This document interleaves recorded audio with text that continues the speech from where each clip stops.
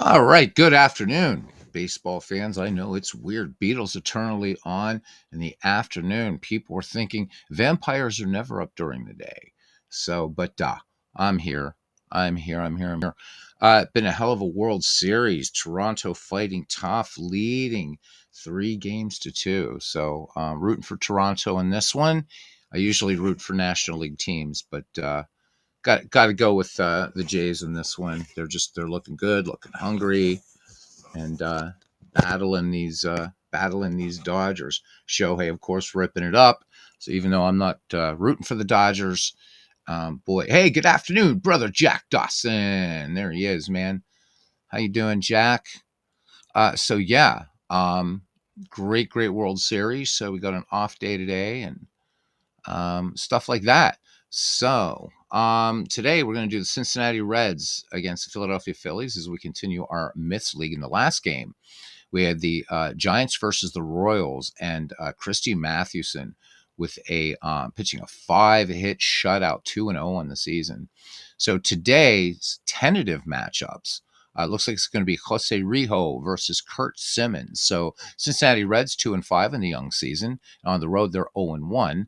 Philadelphia Phillies 3 wins, 4 losses, and at home they're 1-0. So got us a pretty good matchup here. So let's get out to it, and hopefully, I know a lot of people came in to see the last broadcast we did of our Diamonds and Dice podcast with Bernie Strom and our special guest, Mike Silva. So if you haven't checked that out, please do. And I don't do that to try to get subscribers or anything like that. It's just to have fun and everything like that. But it's we go over. Mike answers a lot of questions about the craziest digital or any baseball project you probably ever going to encounter. A tournament with every team in baseball history from 1901 to 2024. Just absolutely incredible. Bernie and I looking forward to have Mike on again. Maybe in the November podcast will be on Bernie's channel.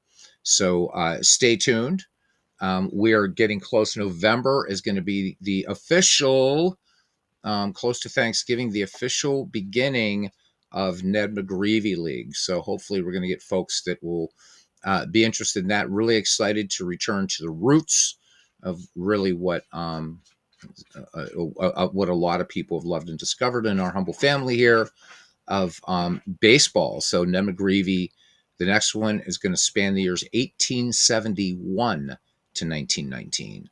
So hopefully you guys will join in. In the meantime, let's play a little bit of baseball. So let's look at the starting lineup for the visiting Cincinnati Reds. Leading off in center field, Hall of Fame center fielder. Yes, indeed. I'm being redundant here. Ed Roush. Batting second and first base and representing the 19th century, John Riley. Batting third and right field, the judge, Frank Robinson.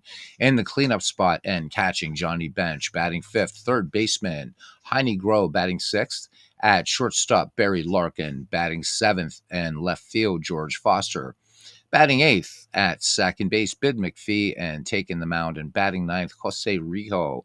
Rijo with a record of 1 wins, no losses in the season, a rather lofty, though. 6.43 earned on average, a whip of 0.86.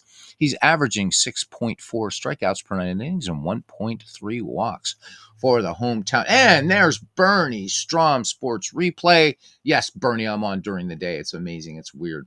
And Philip Reynolds. Look at that, man. Hail, hail, the gang's all here. All right, we got the wrong picture of Billy Hamilton. You know what? I got to back out of here. I'm going to start this all over. Not the stream, but we can't have that, Bill. That's the wrong Billy Hamilton. And unlike Action PC Baseball, I can't change pictures in the during the game, which drives me nuts, man. Absolutely drives me nuts. So hope everybody's doing well today. Yep. I am. I'm doing well. Very happy day here. Lots of rain in Pennsylvania, though. It was coming down buckets and buckets and buckets. But yeah. But loving the World Series, man. This is so cool. Loving the World Series. Just good stuff. Good stuff. Go Toronto. I really want Toronto to win this one for a lot of reasons. Yes, I do. Yes, I do. It's just for baseball wise, because the Dodgers, man, excellent team. But I really and that's it's rare for me to root for an American League team. But I think they're playing tough. They're playing tough, and yeah, Shohei Otani doing all the crazy stuff and all that. I'm hoping this is the correct Billy Hamilton. Yes, it is. Okay, good. All right. Parallel League says, I figured it wasn't sunny out for you to be up and about. Yeah, so exactly. It's overcast. So it is safe for vampires to be up in the afternoon and doing some baseball. So Parallel League, welcome in, my friend. Good to see you. We will be getting back to more regularity. As I said, the Nebagrivi League starting in November. So I know a lot of you guys from the Fields of Dreams leagues have already done your deep research and stuff. And so you're going to choose from players from 1871 to 1919. The only thing that's going to be random is the draft in the game. Everything else is you choose the player you want. No doppelgangers in the league. And at least for seasons 1 and 2, there's going to be no trading because we're going to be using the player development lab in Out of the Park 26. So Bernie and I will be broadcasting those games, and looking forward to see if MV can actually, defend his title in the first McGreevy. But I know Ken Castro is going to be back with a vengeance. It's going to be fun to have Bernie Strom as part of this now. Bernie's a veteran dead baller now. So Bernie, I know, is going to pick an amazing team. I'm just hoping I get Hannes Wagner. Keep trying. But anyhow, let's get back to this. And hopefully we got our Phillies problem straightened out here now.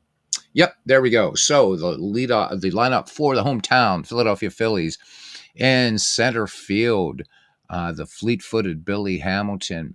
Batting second at shortstop, Jimmy Rollins. Batting third in left field, Big Ed Delahanty. Batting in the cleanup spot and catching, Jack Clemens. Batting fifth in right field, Bobby Abreu. Batting sixth at first base, Von Hayes. Batting seventh at second base is Chase Utley. Dick Allen is holding down third base tonight, so sharing time with Michael Jack Schmidt. And on the mound and pitching, Kurt Simmons. Simmons, no wins, 1 losses in the young season. A better ERA, though, than Rijo, who has the better win-loss record. But an even 3 here for Kurt Simmons. A whip of 1.17, averaging 7.5 strikeouts per game, but also walking an average of 7.5. So pregame analysis, teams pretty evenly matching up, but giving the edge to the Reds in terms of pitching. So we are on our way to Citizens Bank Park today. We have clear skies, 51 degrees, and the wind blowing out to center at 10 miles per hour. So whatever you're rolling up, whatever you're doing there, enjoy the game, and let's have a little fun. Yeah? All right.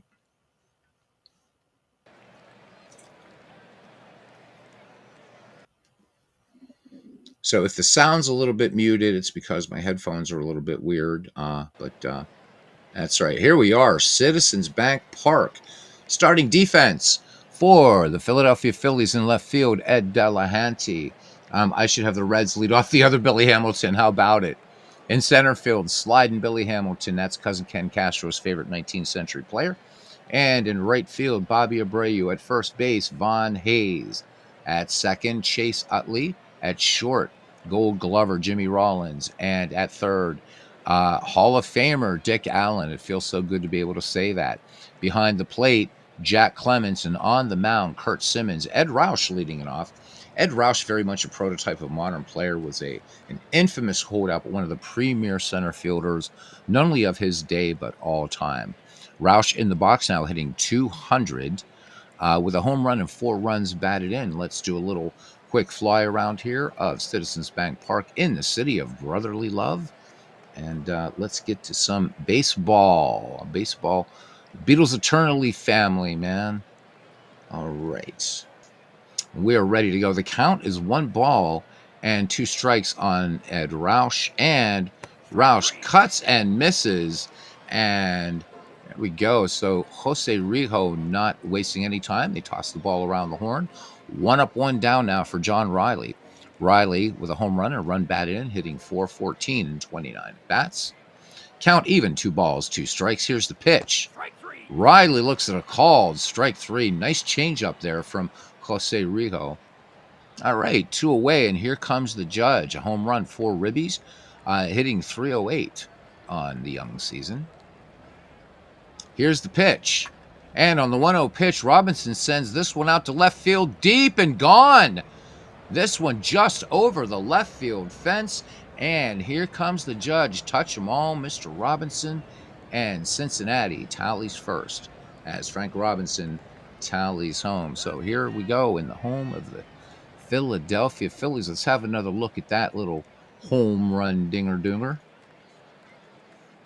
Exit velocity on this, 98 miles an hour, just does clear the fence, just over the fence. So touch them all, Mr. Robinson. All right, brings up Johnny Bench now. Johnny Bench hitting an anemic 190. He's just 4 for 21 with a run batted in. The Reds' immortal steps in. Kurt Simmons has the sign from Jack Clemens. The wind and the 1-2 pitch on the way. Bench swings. And sinking liner out to left field. And no, the ball gets by him. The ball gets by to Delahanty. It's off his glove. Should have had that. Score that one in E7. So first error of the year for Ed Delahanty. And Johnny Bench in scoring position with 2 down here in the top of the first and 1 in. Here's to you, Mr. Robinson, says Parallel League. Absolutely. There we go. Now we're getting the puns going. All right, here's third baseman Heine Groh. So Heine Groh hitting .259 with a run batted in. So for Michael Jack Schmidt fans, I don't know, you probably see him coming in at some point. Looking over there at Dick Allen. But Dick Allen and Mike Schmidt sharing duty. So really, really strong over there at the hot corner for the Phils. All right, Groh in the box now. Good eye up there at the plate. And the 1-2 pitch. And there we go. Hard ground ball to third. And this is going to be a third baseman to third baseman as Dick Allen fields it cleanly for out number 3. But the Reds pick up a run. They strand a man in scoring position. And we go to the bottom of the first inning. The Cincinnati Reds won, and the Philadelphia Phillies coming to bat. Looking at the starting defense now for the Cincinnati Reds in left field. It is George Foster. In center, Ed Rausch. And in right field, Frank Robinson. At first base, John Riley. At second, Bid McPhee. At shortstop, Barry Larkin. At third, Heine Groh. Catching, of course, Johnny Bench. And on the mound, Jose Rijo. Leading off here, sliding Billy Hamilton. So key for the Reds is going to try to keep this guy off the base. He can go into warp drive at any time he's on there. Hitting .444 in the young season, 8 for 18 overall with a run batted in. Rijo has the sign from Johnny Bench. Count even, 2 balls and 2 strikes.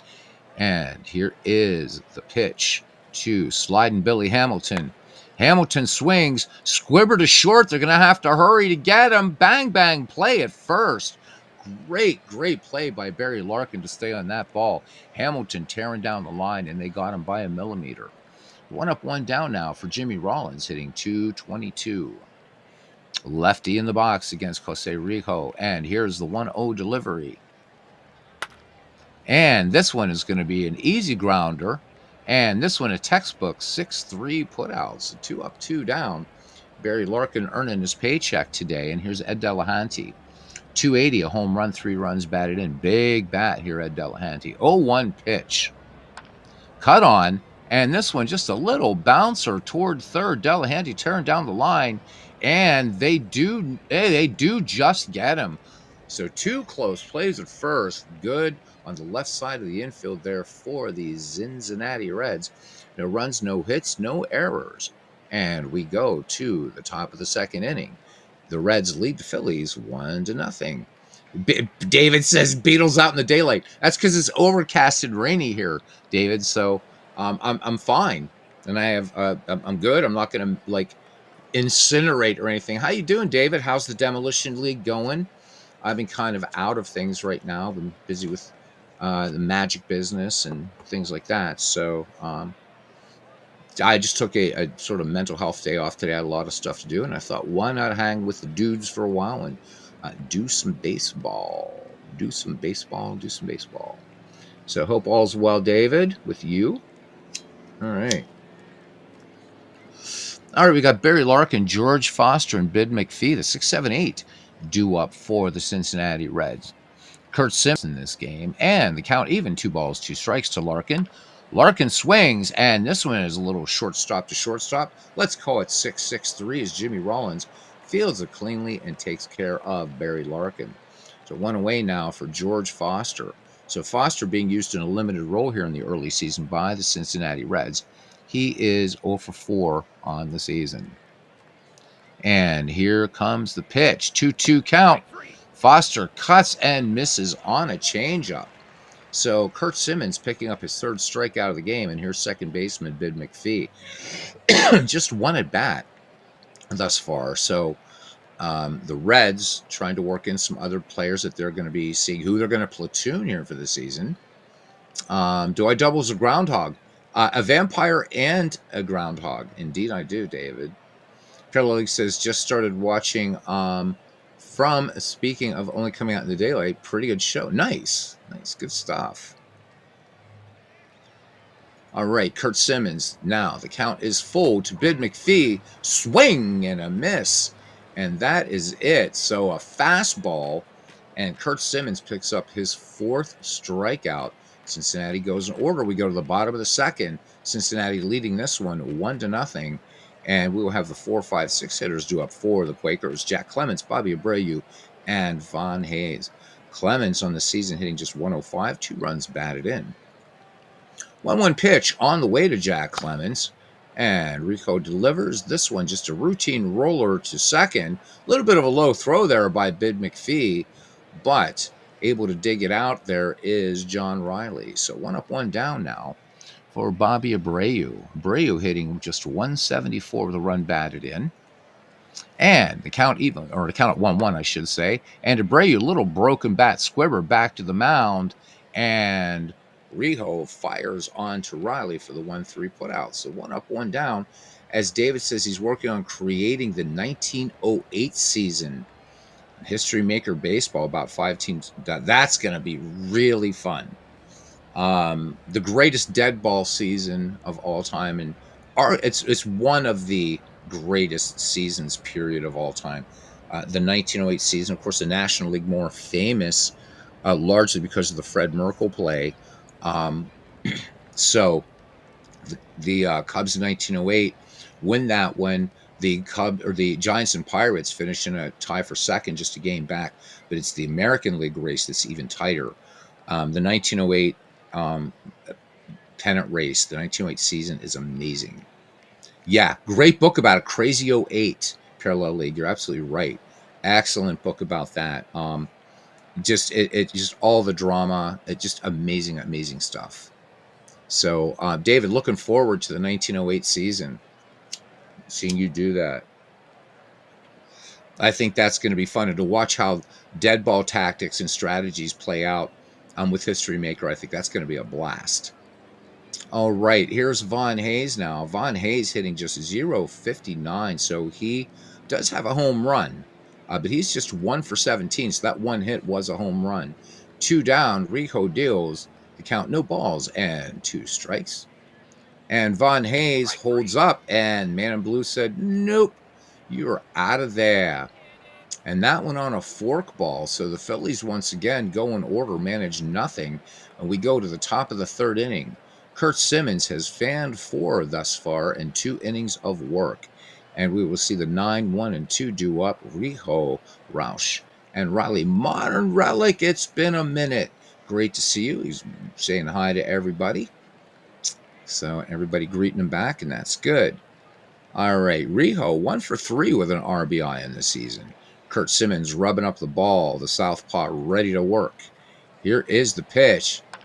Rijo swinging on the first pitch. This one out to center field, medium deep, but no problem for sliding Billy Hamilton. He gallops on his horse to his left, reins it in, and gets the horse hide in the cowhide. All right, back at the top of the order now for Ed Roush. Nothing for one for the Cincinnati center fielder. The wind in the pitch. Roush swings. This one, harmless little grounder down to first. And Von Hayes up with it, trots to the bag himself for the 3 unassisted. So 2 away here for Cincinnati in the top of the third for John Riley representing the 19th century. 0-1 pitch to Riley. And Riley swings, hard hit ground ball to short. Plenty of time over there for Jimmy Rollins to stay with that ball. Cincinnati goes down in order. We got us a tight one here so far, guys, as we go in the bottom of the third inning. Cincinnati Reds 1 and the Philadelphia Phillies nothing. And we'll see Chase Utley, Dick Allen, and Kurt Simmons do up here in the home half of the third. Nice day here in Philadelphia. A little chilly, 51 degrees. But that's April baseball. All right, Rico has the sign from Johnny Bench. Here is the wind in the pitch. Utley cuts in the first pitch. This one almost a seeing eye single and close played first.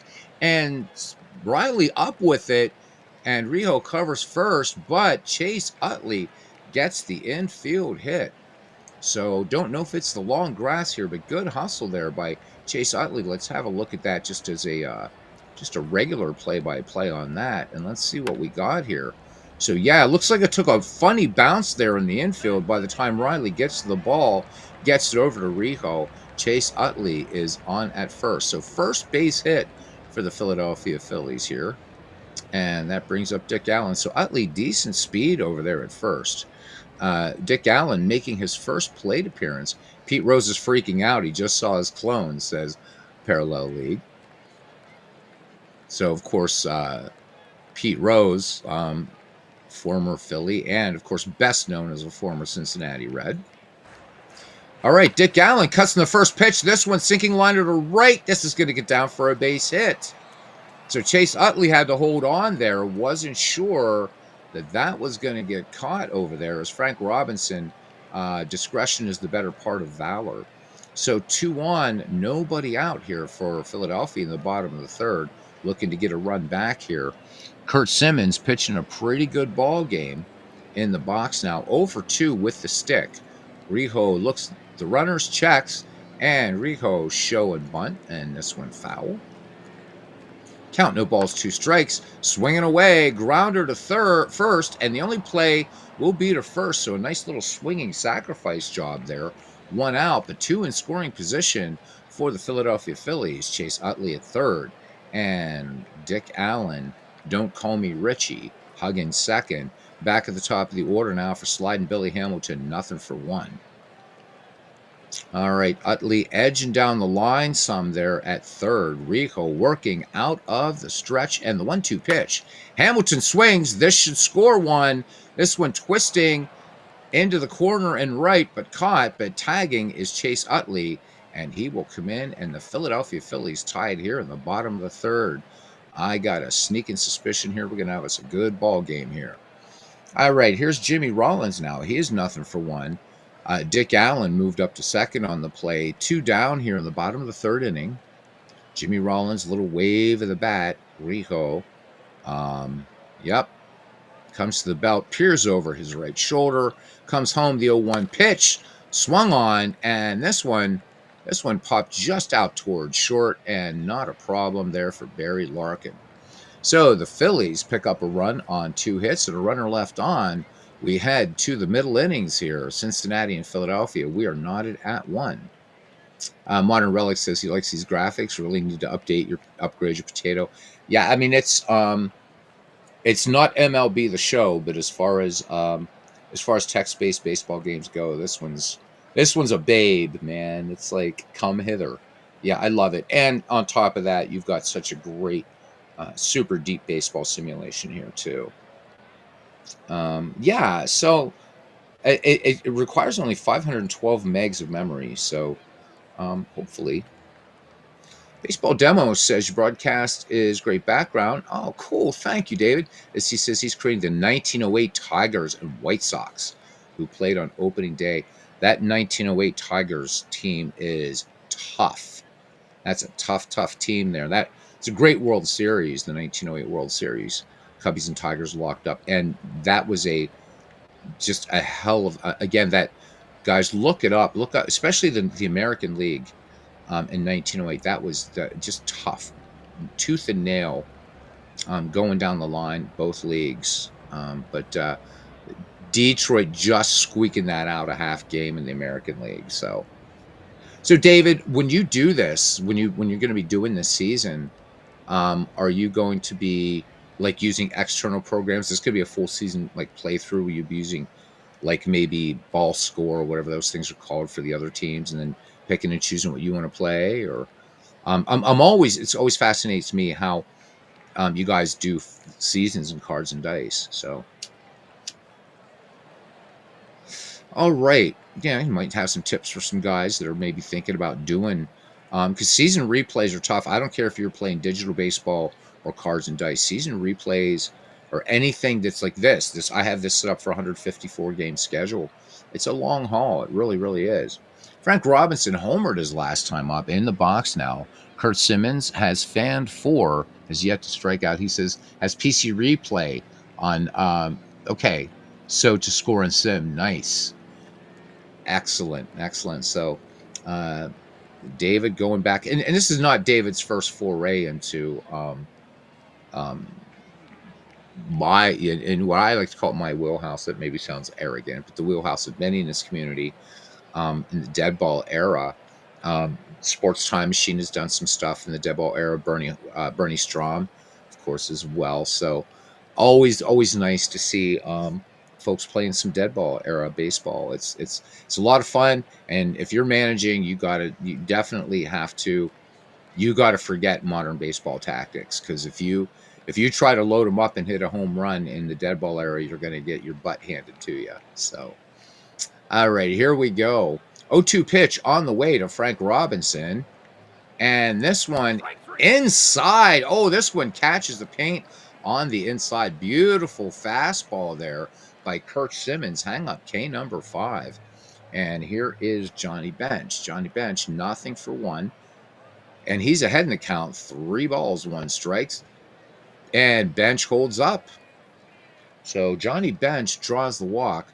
Kurt Simmons giving up his first free pass of the game. So Johnny Bench aboard for third baseman Heine Groh, who is nothing for one. So the Reds just 1 hit off of Kurt Simmons, but it was a big one. 0-1 pitch.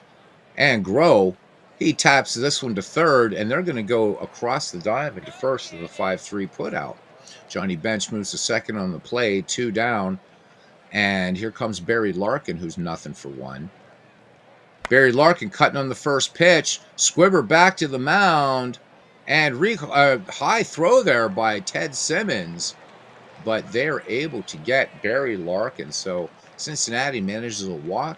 They leave a runner in scoring position. We go to the bottom of the 4th inning here. Citizens Bank Park, Philadelphia, PA.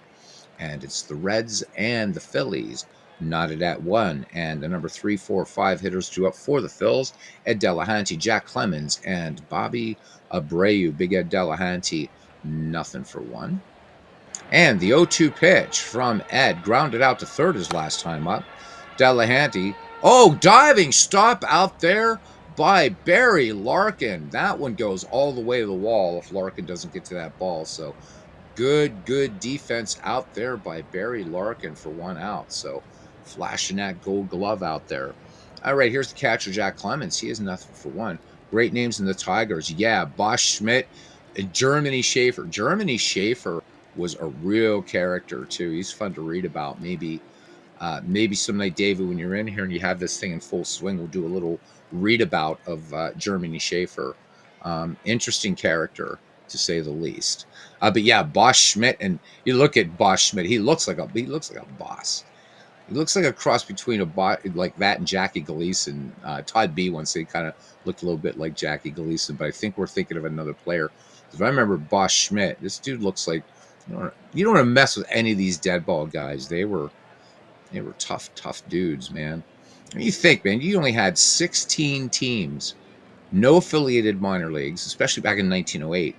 You didn't make the club. You were either playing somewhere in some remote prairie, in Nebraska, or you're back to digging ditches. So Yeah, tough times, but great. So, guys, what's your if you feel like typing? If you don't, that's fine. What's your opinion on the World Series so far this year? I'm loving it. This is a I wouldn't call it a World Series for the ages, but Toronto, they've got the momentum now going back. So a 3-2 series lead going back to the Rogers Center. Um, and just following the game last night while I'm working on some sleight of hand magic and stuff. And wow, it was just like this Toronto team. It's just nuts. And Vladdy Guerrero Jr., man, look out. All right. And it's hard for me to get excited about 2025 baseball, but this World Series is a good one. It really is. All right, Jack Clemens, nothing for one. Carrijo has the sign from Johnny Bench. And the wind and the pitch. Jack Clemens, good contact, but it's not going to get further than second base.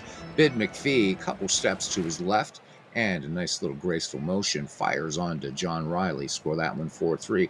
Parallel League is saying, I was glad to see Toronto win last night, that they were done after losing that 18. Yeah, the doubleheader. How about it? And David says he's been playing the 2025 series in History Maker Baseball. I know a lot of guys would probably disagree with this, but I would. I just don't have the real estate for that footprint. If they ever did a History Maker Baseball on PC, I would love it. I'd be all over it. Especially, I realize that I understand the player creation thing is kind of hard, but they cover a lot of seasons. But because I want the computer to do all the dice checking. There's just too much dice checking for me in that game, and things like that. But I think it's something that I would definitely play on PC. So, but yeah, that doubleheader, that was a heartbreaker. I mean, but I think why because LA came into this as the favorite. Not that they were expected to steamroll, to sweep the Jays or anything like that, but the Blue Jays, man, they're just show. I mean, even that 18 inning, man. I mean, and it took that walk off bottom of the 18th. They were asking no quarter and giving it. And to be fair, neither were the Dodgers. But I'd love to see Toronto take this one. I think it would be nice. But again, mad respect to Shohei Ohtani and the postseason guys. What we saw in the NLCS, so the inception of modern postseason play, 1903. There have been some great championship series, World Series, what have you, in the history of baseball. But there has never been a performance like Shohei Ohtani, 3 home runs and striking out 10 batters. We, you know, be happy that you got to see something like that. That was the pinnacle of baseball that night. It really was. When I think about the great postseason performances in baseball, and certainly there have been many. But I really have to say, even though I'm not a fan of 21st century baseball, for me personally, what Shohei Ohtani did in the NLCS this year was the greatest performance in postseason baseball history, full stop. So, oh yeah, parallel league. There you go. That's a great story. Yep, Germany Schaefer did steal first. That's a fun story. All right, here's Bobby Abreu now. 2 out, nobody on. Bottom of the 4th. We are knotted at 1 here in Philadelphia. Count 1 ball, 2 strikes to Bobby Abreu. Abreu tried to hold up and just couldn't. So nice fork ball there coming in by Jose Rico. We go to the top of the 5th inning, knotted at 1. So Kurt Simmons threw 4, looking strong out there, only 53 pitches. I have this set to modern era pitching. I didn't want to see the dead ball guys really dominating. It's been working out so well so far. Kurt Simmons with 5 strikeouts and a walk thus far. All right, George Foster, nothing for 1 so far for the Cincinnati left fielder here. Count full. Foster swings. This one hard hit out to left, toward the wall at the track, and making the catch is Ed Delahanty. Going back on that ball quickly. So Foster got good contact in the ball, but Delahanty able to pull it down. That liner sinking a bit too much. All right, Bid McPhee, nothing for one. Another representative of the 19th century. And the 0-1 pitch. McPhee swings, and this one ain't going anywhere, but straight out to center field and into the glove of sliding Billy Hamilton. We do have a nice pitchers duel going on here so far. Just 3 hits in this game, 2 for Philadelphia, 1 for Cincinnati, as Jose Rijo. And in fact, Philadelphia's first hit was that Chase Utley infield single. All right, here's Rijo now. He is nothing for one. Simmons peers in, shaking off Jack Clemens, has a sign he likes to count 2 balls and 1 strike.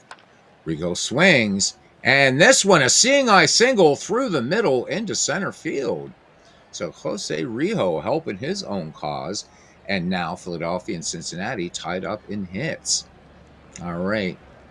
Ed Roush now back at the top of the order, batting with 2 down. Roush nothing for 2. Roush an excellent place hitter. Count full, and Roush bouncer to short, and they're going to go the long route, and they do just get Ed Roush. Boy, we're seeing some close plays there, some close 6-3s today. No runs, 1 hit, no errors, and a runner left on. We go to the bottom of the 5th inning here. It's 1-1 in Philadelphia, and it's Von Hayes, Chase Utley, and Dick Allen due up. Count full now on Von Hayes. Hayes wraps this one hard to right, and this one gets down into right field. And let's see, is Hayes going to hold? He's going to hold there. So Robinson makes the diving attempt, and it gets past him and bounces off the, looks like the Phillies in the National League sign there down there in right field. So Von Hayes gets himself a good clean double. But Frank Robinson making a nice attempt at that. Let's watch that at bat again. So Robinson lays out, but misjudges the ball, bounces off the Phillies sign, and Von Hayes finds himself at the Keystone sack. All right, so a runner on, and that will bring up Chase Utley. So Utley, 1 for 1, had that infield single. Von Hayes is fast. Rijo checks over his shoulder, and from the belt he works the 0-1 pitch. Utley swings, this one twisting foul, third base side out there into shallow left, and George Foster making the catch right at the seats. So nowhere for Von Hayes to go. 1 down here for Dick Allen, who is 1 for 1. 1-2 pitch. Dick Allen fooled badly on the changeup. So Jose Rijo mixing it up, picking up his 3rd K of the game, 2 down. And here's Curt Simmons. Curt Simmons has yet to get a hit, but he's definitely throwing strikes out there. Both pitchers mix it up really, really well today. And here's the pitch. Grounded out to John Riley at first last time. And this one's going to be a grounder to third. And that one's it. Heine Groh makes the throw across the diamond. So the Philadelphia Phillies strand and waste a double by Von Hayes. We go to the top of the 6th. It's still 1-1. So Curt Simmons now at 72 pitches. John Riley, the 2-3-4 hitters drew up. John Riley, Frank Robinson, and Johnny Bench. All right, here we go. Clemens now flashing the target for Curt Simmons with 5 Ks and a walk in this game. Riley looking at this first pitch, and Riley is plunked by the first pitch. So try to get out of the way. Little curveball there that got away from Curt Simmons. I don't think that was intentional, but John Riley is incredibly fast. So Billy Hamilton out there in center for the Phils. In a lot of ways, his counterpart, John Riley, he can take off. So, but you don't want to take the bat out of Frank Robinson's hand. But it will be interesting to see whether Cincinnati wants to try to steal John Riley into scoring position. The judge, 1 for 2 with a home run. Runner does not go. Oh, yeah, the runner was off with a pitch. Full count pitch. And forget about it. Open the window, Aunt Minnie. Get the apple pie out of the way. Frank Robinson goes yard twice in this game. 2-run shot, 367 feet to left field. So they did have a hit and run going. Robinson with his excellent contact. Let's take a look at that one. Touch them all. Mr. Robinson twice in the game. Here's to you, Mr. Robinson. And there she blows. Pretty much in the same place where Robinson parked it last time, way, way back in the first inning. So a little safer margin here for the Cincinnati Reds. It's now 3-1. I'm sorry that Ed Delahanty's name's up there because the live scoreboard up there, these are featured now. New thing for Out of the Park 26. All right, here's Johnny Bench now. Nothing for one. Still nobody out. Kurt Simmons was pitching a strong ball game. Now in a little bit of trouble. Had given up that home run to Frank Robinson back in the first and then kept the Reds scoreless for 4 innings. But now the Reds coming across with 2 runs, 3-1 in favor of Cincinnati. Where are those Reds fans?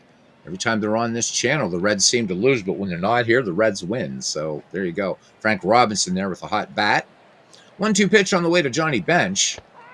Oh, swing and a miss. And that one, a nice curveball there. So Kurt Simmons able to recover nicely after the Frank Robinson 2-run shot. Cuckoo Kachu, Mr. Robinson. There we go.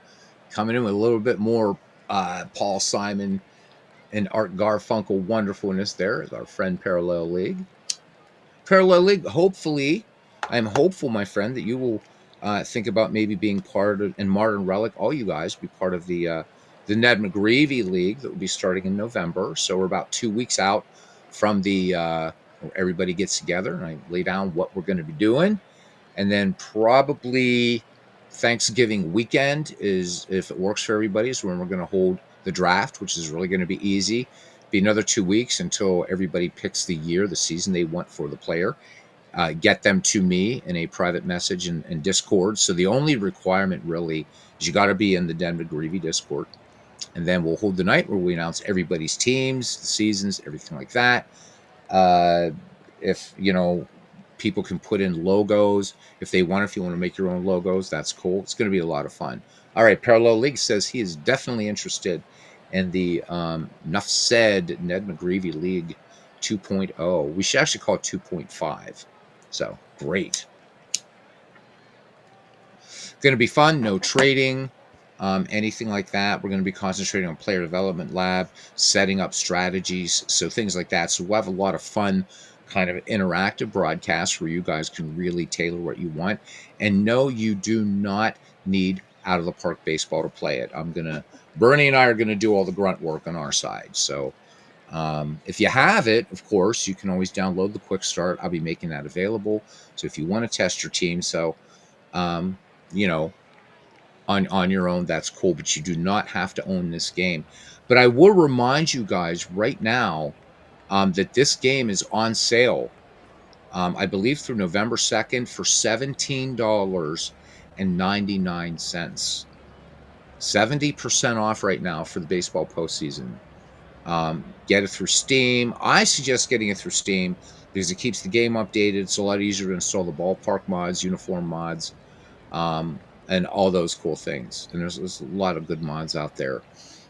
You'd have to do all that manually if you buy from the developers. The flip side is, though, the developers, they don't have to pay the Steam cut. But $17.99 on Steam and also directly from Out of the Park Developments, guys.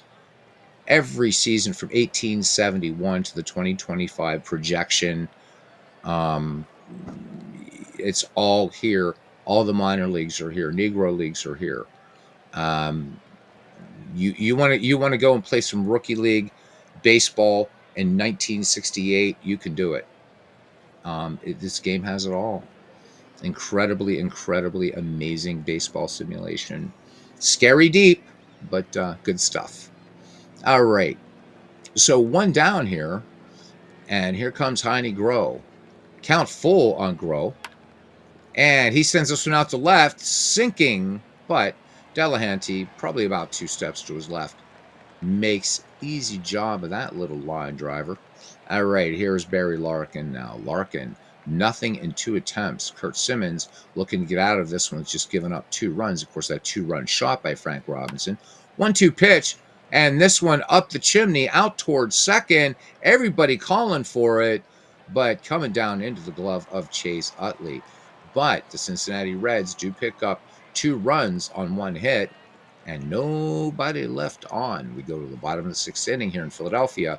Cincinnati leads the Phillies 3-1. Back at the top of the order, sliding Billy Hamilton, Jimmy Rollins, and Ed Delahanty. So Billy Hamilton. So I had an idea. Guys. I'm always trying to come up with fun new baseball ideas to. So besides McGreevy, and you know what I'm going to be doing, pocket pennant run. A bird told me there's going to be an update. Basically, hopefully, a quality of life update. Hopefully this Sunday. So what we're going to be largely doing until Paul, till that integration with his HQ, which we're going to be having Paul Fay on. I'm thinking sometime next week, so anytime from Sunday on. He's going to show you guys something cool. Your cards and dice player for digital player. I think you're going to like this. This Baseball HQ. It's phenomenal. Something that Paul created. So we'll have him on here. But my understanding is we may have a little update for Pocket Pennant Runs. Pocket Pennant Run, we're largely going to be doing. We're going to just pick a game in history, talk about it, just play out the game, just have some fun. But I was thinking some night, just for a one-off. Samuel Smith, happy Thursday, my good friend. I hope you're doing well. Always good to see Samuel in here. I don't know how much money he's going to make me spend today, but here we go. I thought it would be fun one night if you guys would be into it. We'll see.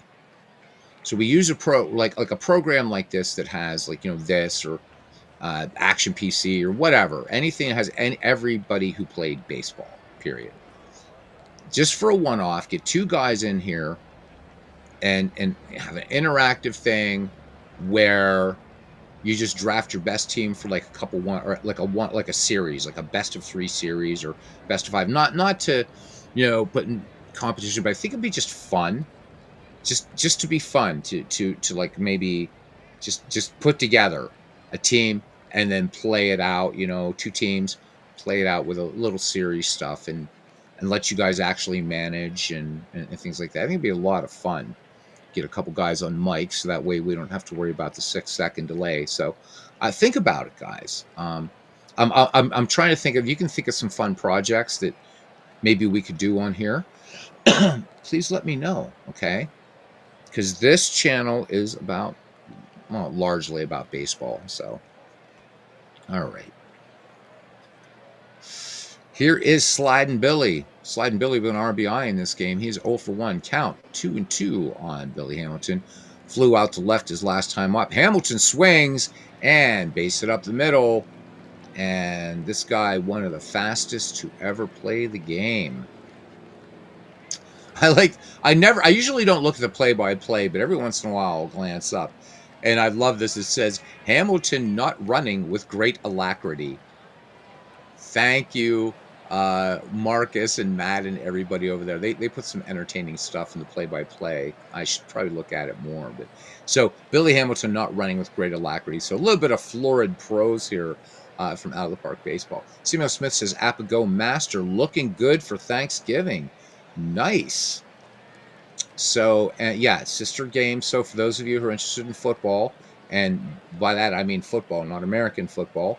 So Football Manager 26 just came out, and my understanding is that's a fine footy sim. So guys, check it out if you're into footy. So yeah, Apago. So you know what, Samuel, with that news, I'm going to hold off on StratMax. I'm hoping that Apago is going to add in more ballparks and things like that. So thank you for that news, my friend. All right, here's Jimmy Rollins. I wouldn't be surprised. Billy Hamilton, perfect situation for him to steal, though. Rollins, average contact hitter. Hey, there's Dwayne Martz, my good friend. How you doing, Dwayne? Mr. Martz, Dwayne Martz, YouTube network. Red, white, and blue racing. All kinds of great stuff with the APA Master game, partnering with Digital Diamond Baseball. Just great stuff. Good to see you, buddy. I guess your day off today. And Dwayne has a game coming up. Usually if Dwayne's off work, he's doing baseball. So do check out the channel. Dwayne's always doing some great stuff. Always doing some great stuff. And remember, Dwayne, always steal with Frank Tavares. Okay, here we go. 1-2 pitch. The runner does not go. Rollins sinking line to right. Had the hit and run going because he would be going all the way around. So Billy Hamilton could have scored on that play, but no hit and run. But that's all right. Frank Robinson making a good play out there. Fairly strong arm, but he's not Roberto Clemente. However, they've got speed burners, as Ernie Harwell would say, on the base paths. Nobody out. There's a chance for Philadelphia to even the score here in the bottom of the 6th. So Dwayne's off till December, so that should mean lots of baseball and red, white, and blue racing. So off till December. Boy, wish I could say that. Man, oh man, oh man. Oh well. So yeah, I mean, the Magic's coming along. I'm still with FedEx, but I have a job interview next week with Penn State. And I used to work for Penn State. If I get back there, all the years I had in Penn State count again. So guys, please, fingers crossed, because I would love to escape the sinking ship and get back with Penn State University, at least for a while, until the Magic gets into full swing. So asking the family here for some good thoughts. Got the interview next Wednesday at 9:30. So love to get back into Penn State. All right, back to the ball game here. Nobody out. The Philadelphia Phillies in the proverbial catbird seat. Jose Rijo right now in a world of hurt. Billy Hamilton, I mean, there could be a little tapper out to short, and Hamilton could score. And Jimmy Rollins, no slouch on the base paths either. So there we go. Yeah, right. They actually, Penn State has a good baseball coach. Could you imagine me as the football coach up there? I'm like, yeah. Do you see those things there? They call them goalposts. Aim for that. That'd be all I'd know. Aaron Reed, your Cincinnati Reds right now, leading 3-1, but in danger. So the man of 1,000 voices here with us, Aaron Reed. Check out that channel. Does a lot of baseball for Windows over there in Aaron Reed land. And Aaron, the only reason I haven't answered you on Discord is I haven't been on the damn thing. Between working, doing magic shows and stuff like that, just haven't been on, brother. So I'm not ignoring you, okay? I just have not been on. I have no idea what anybody's doing. This is the first baseball I've done since we did the Mike Silva thing on Friday night. And I'm doing this today just because I took off. I wasn't feeling well this morning. But then miraculously, baseball said, "Be healed, brother." Can I get an amen? No. Not bad for an Orthodox guy, huh? All right, here we go. Delahanty in the game is nothing for 2. Can Jose Rijo go with 2 in scoring position and get out of a mess right now? Philadelphia looking to tie it up here. Here we go. From the stretch, the count full. And this one just nips Ed Delahanty. A little glare there at Jose Rijo, not because he was hit, but Delahanty wanted to get himself in a hit. But look at the ratings on the bases right now, guys. Check out your screens. Blue and out of the park baseball means that's elite. That's the best. And we've got crazy speed all over the place. Jack Clemens here is a superb contact hitter, and he has some decent power. So no place to put the Philadelphia catcher. Ed Delahanty at first, Jimmy Rollins at second, sliding Billy Hamilton at third. The Reds leading 3-1 in the bottom of the 6th here at Citizens Bank Park. Rijo works home. The count full.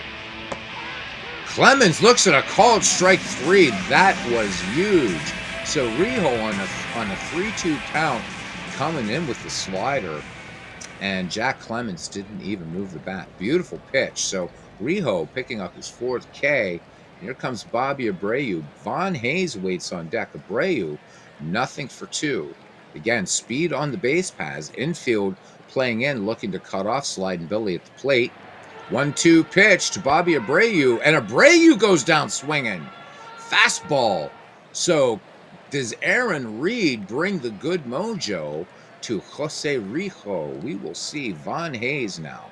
1-for-2, had a scorching double to right his last time up, and the Phillies did not capitalize. This could be the pitch of the ball game right here. 0-1 pitch to Von Hayes. Hayes swings, hard hit ground ball, and this is going to get one in. Hamilton comes in to score. Jimmy Rollins comes in to score, and Rijo just a batter too late, though. Didn't get out of it. So the Philadelphia Phillies make it exciting. It's a whole new ball game, family. It is 3-3. All right, that one on a slider, but Von Hayes is having a good day today. So 2 on. Hayes, decent speed. Delahanty, fast at third. And here's Chase Utley. Chase has been successful 50% of his time at the dish today, 1-for-2. Bench sets up a little bit away from Utley. Rijo looking for that elusive third out after 2 strikeouts.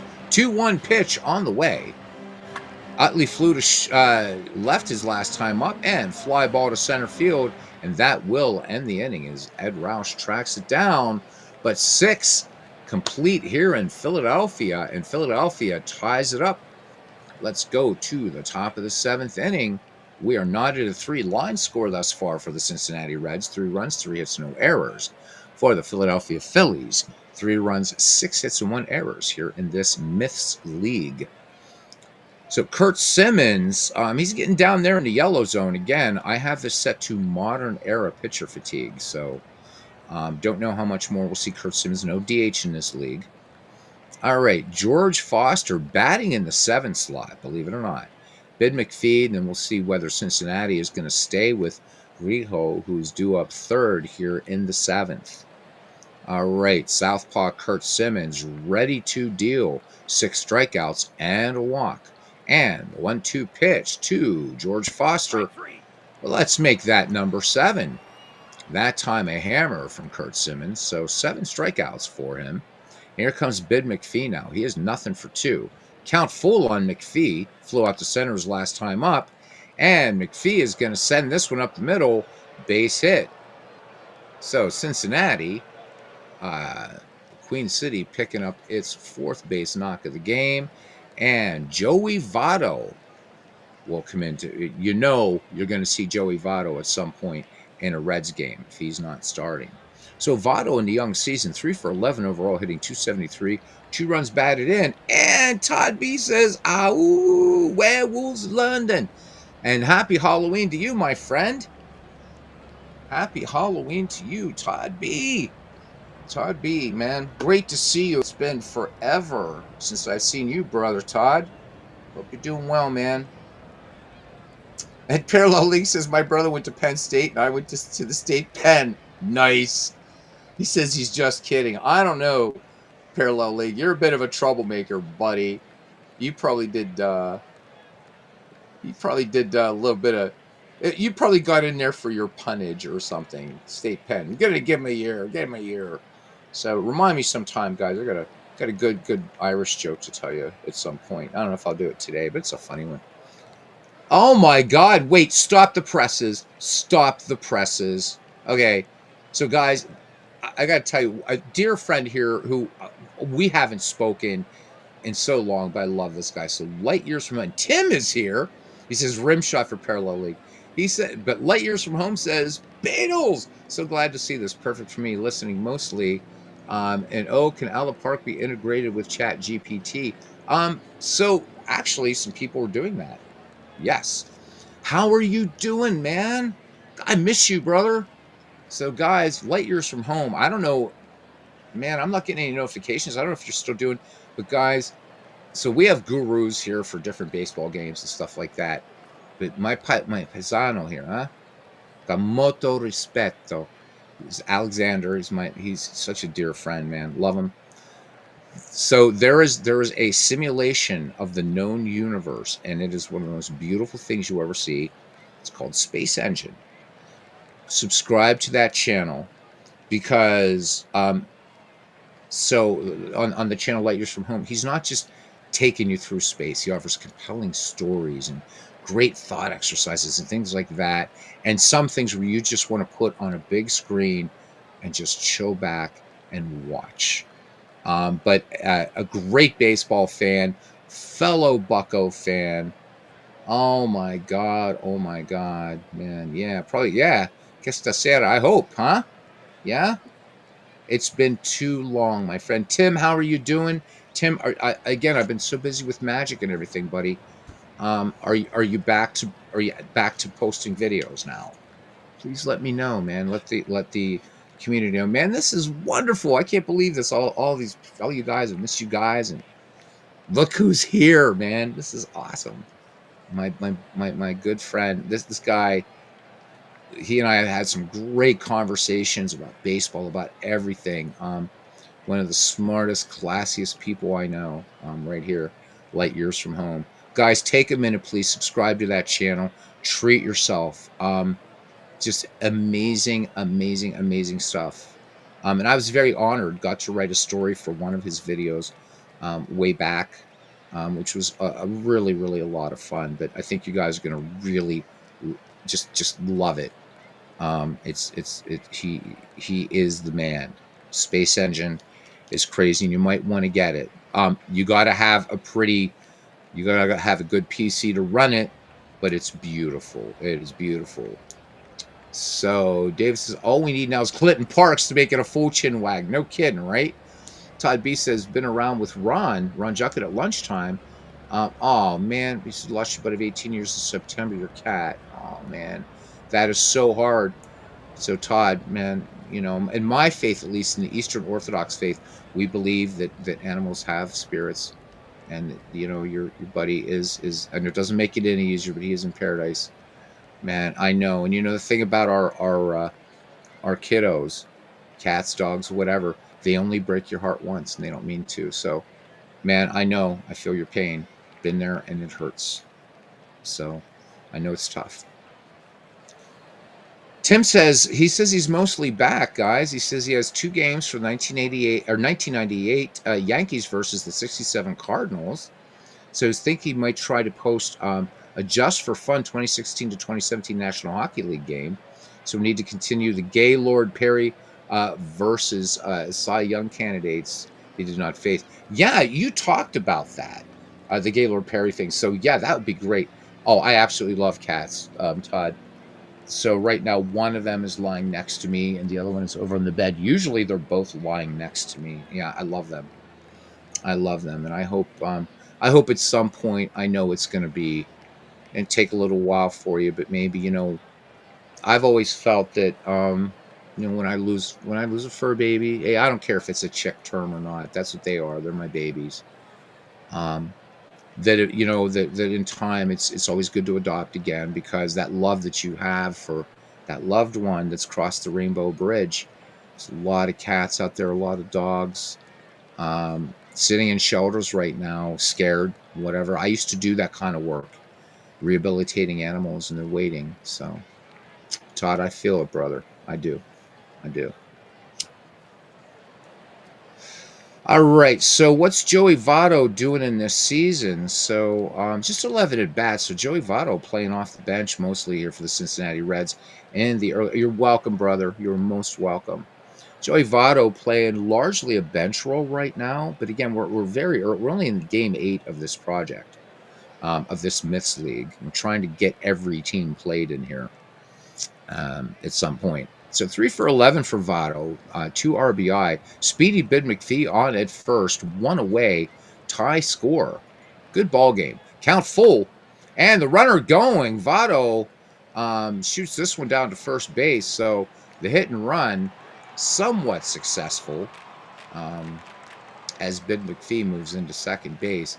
And here's Ed Roush. Now we're back at the top of the order for Cincinnati. Roush 0 for 3, so not contributing to the Cincinnati effort here whatsoever. 0-2 pitch on the way to Roush. But a guy you want to keep off the bases, and you're not going to this one. This one in the alley into center field, and Cincinnati was going to grab the lead right here as Ed Roush, as if scripted. I'm saying he's doing nothing. RBI double for the Cincinnati Hall of Fame center fielder, and the Reds now over the Phillies 4-3. Yeah, I'm playing out of the park 26. And right now, Alex, it's 70%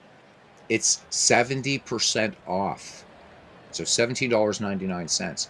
And the reason there are two reasons I'm telling people that to upgrade to this version. You can't see it in this ballpark because of where Ed Delahanty seems to be stationed or whatever. But it has live scoreboards now. But even more importantly, is they've revamped, and it's really deep now, as player development lab.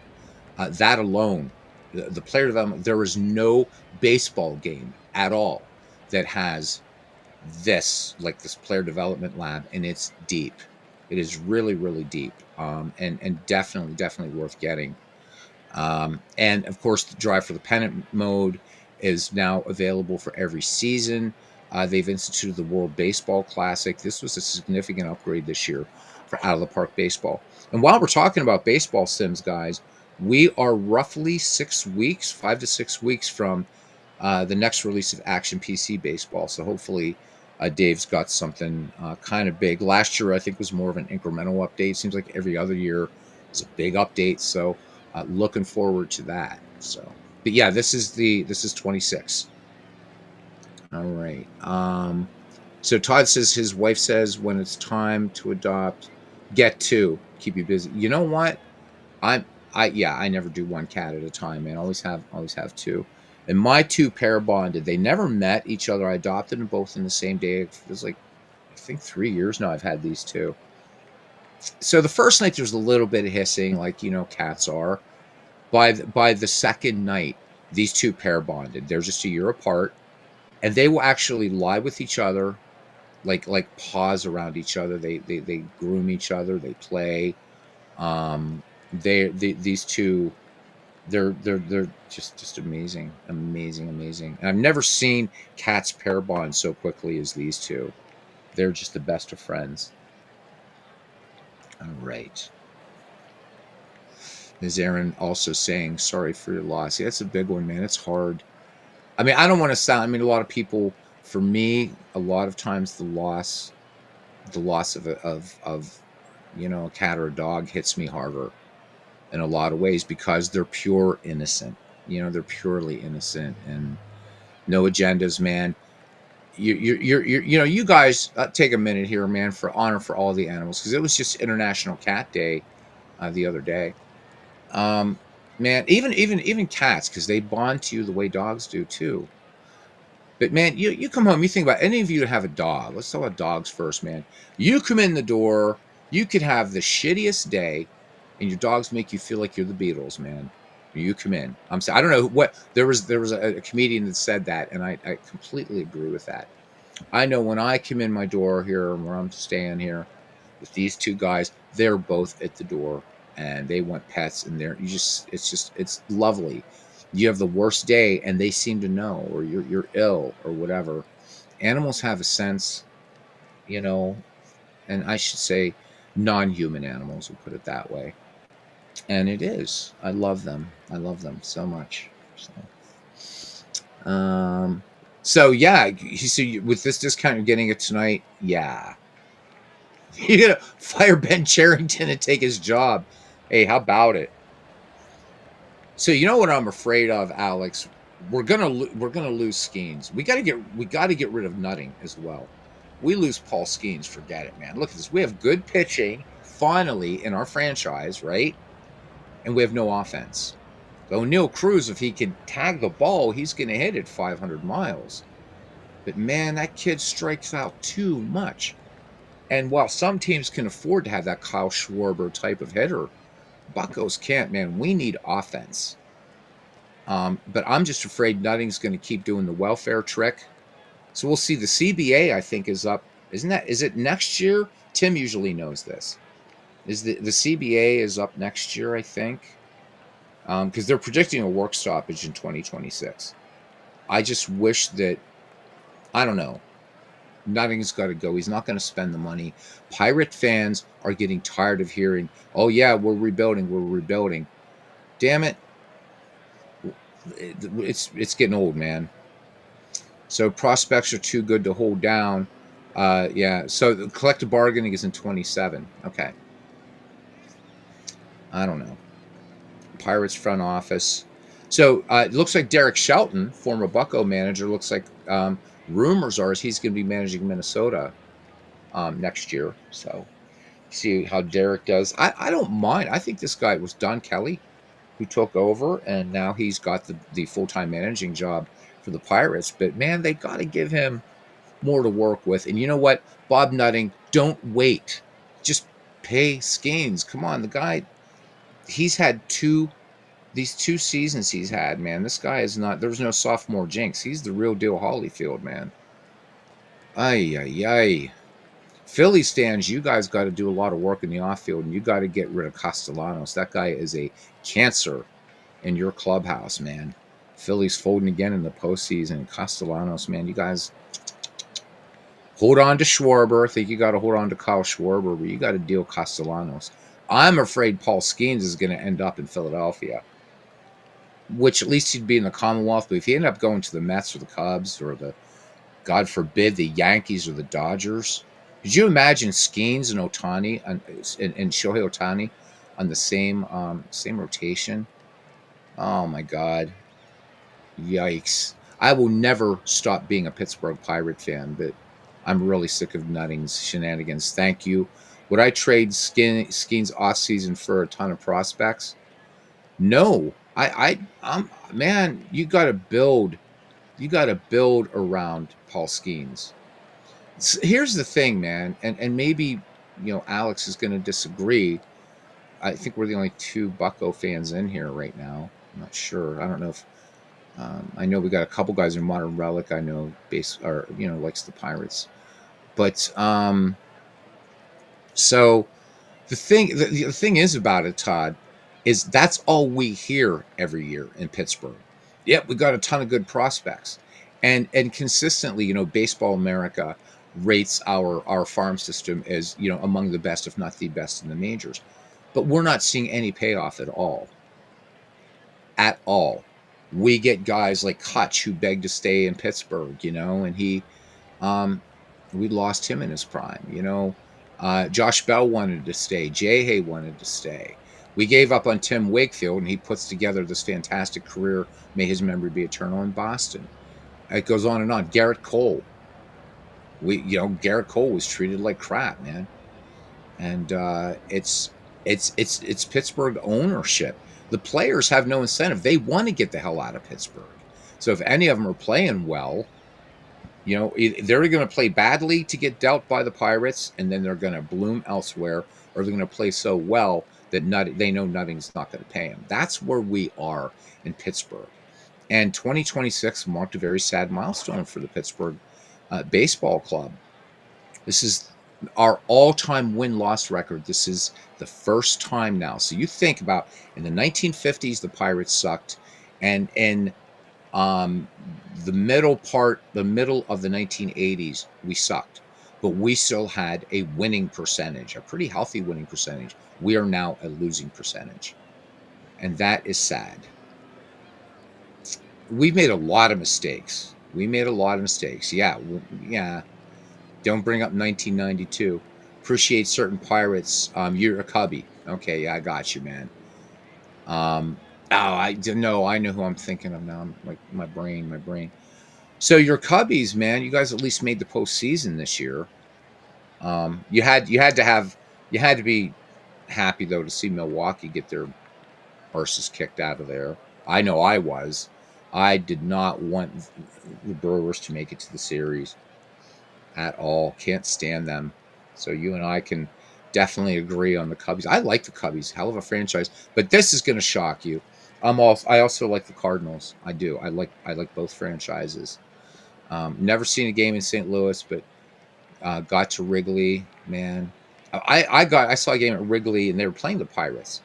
This was right before the big renovation, but it was amazing to be there, and the second oldest baseball park. Yeah, and you walk into these places like Wrigley, and I love PNC Park. I do. It's beautiful. Camden Yards, but there's something about when you walk into a park like Wrigley and the history there, all the great stories, the great drama. You're sitting in a field where Ernie Banks, Billy Williams, Hack Wilson, Rig Stevenson, Ron Santo, the list goes on and on.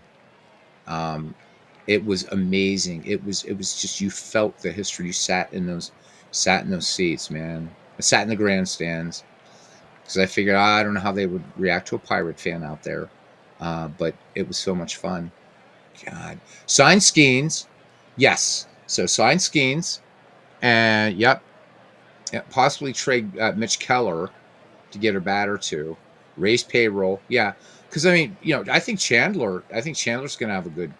I think he's going to have a good year coming up, but we need offense. Paul Skeens, look at you, ridiculous ERA, but he has a 10-10 record, and that's because he's not getting the run support, man. While it's true that good pitching defeats good hitting, you still got to tally runs on the board. You know, you really, really do. So I don't know. Once again, oh come on, man. Now, but okay, but Modern Relic, you got to give me some, because I'm a Pirate fan. I can at least say, hey, I like the Cardinals and the Cubs. Now, if I was, let's say I was living somewhere between Illinois and Missouri, and I would be like that, then yeah. But come on, man. Yeah, give me a little bit of love. Because we have something in common. We both hate the Brewers. Give me that at least, would you? He's breaking out the garlic and the crucifixes and everything, man. And the sun's starting to come out here too, so yikes. All right, let's get to this damn ball game and get it done. Although it's more fun talking to you guys. Top of the seventh, Cincinnati leading Philadelphia. Ed Roush in scoring position with 2 down. Cincinnati looking to get another one here from John Riley, but he's nothing for 2. Count full. And John Riley got hit last time and draws the walk this time. So Ron Reed now, didn't even see he was on in relief. So Kurt Simmons' day is done. Ron Reed giving up the walk. 2 absolutely crazy speedsters on the base pass for the Reds with 2 down. And here comes Frank Robinson. The judge has gone yard twice. So responsible for 3 of these 4 Cincinnati runs. He opened the game with 2 outs with a home run and a 2-run shot in the 6th. Parallel League says, he says, my Cubs fan buddy hates the Brewers because they break out that Cubs L flag when they beat the Cubs. The Brewers just like, ugh. Ugh. Ugh. All right, anyhow. Count full on Robinson. Here's the pitch. Robinson tags this one, sinking line to the left. This one a bullet, but this one, nice play by Delahanty getting to that ball. That one would have been a problem. But the Reds do take the lead here. It is 7th inning stretch time here at Citizens Bank Ballpark in Philadelphia, PA. And your score is 4-3 as I take a slug of H2O here. Yes, indeed. So today's game is brought to you by Tidy Cats. Since I'm looking over, I always try to find something to say the game. So Tidy Cats cat litter by Purina. I get the lightweight stuff. So yeah, it's lightweight and smells good. 21-day odor control. So Tidy Cats. There you go. That's today's game sponsor. And what the hell? The World Series has Capital One, so I could have just a place where cats go and do their thing. All right. So Clay Carroll, there you go. If you're a Reds fan, you know this guy. So Clay Carroll has worked 3 1/3 inning, no decisions yet on the season. He's struck out 2, walked 1, an ERA of 2.70. Not a lot of stuff. He's just going to come at you. Pretty good movement. All right, here we go. So Dick Allen, and there's going to be a pinch hitter for Ron Reed, and then we'll go back to the top of the order. And Sliding Billy. Dick, don't call me Richie Allen. I'm going to be inducted, or has been inducted already, into the Hall of Fame, along with the Cobra. Those 2 long overdue. 1 for 2 for Dick Allen now. Looking, any other defense changes? Not at all. Here we go. Clay Carroll with the 0-1 delivery on the way to Dick Allen, who was plunked by Jose Rijo last time. Allen swings, and there we go. Little soft liner into right, and we'll call that one a base hit. So, seventh hit now for the Philadelphia Phillies, and here's a man who should be in the Hall of Fame. Sherry McGee, 2 for 9 in the season, 2 RBI, 222 average. Allen will steal the occasional base, but here's Sherry McGee. Clay Carroll to deal. McGee, first pitch swinging. It's a wild pitch, but good job by Johnny Bench pouncing on that ball. And he was up and ready to gun to first, trying to catch Dick Allen sleeping. Allen does just get back. He knows the arm that could be unleashed back there behind the dish. Brewers, damn American League interlopers. Exactly. So parallel league, right now, I'm allowing the program to take a lot of control over here, and I wanted to do some platooning because I wanted Dick Allen to get some play time. So that's why Mike Schmidt's not in the lineup. But you will see him as this project goes on. But when you got Dick Allen and Michael Jack Schmidt in the same lineup, you got to give. There's one of my cats wanting to come up on my lap. No, baby, not right now. Come on, sweetie. You got to give Dick Allen some love. Get him in the lineup. All right, full count, and Sherry McGee is hit by Clay Carroll.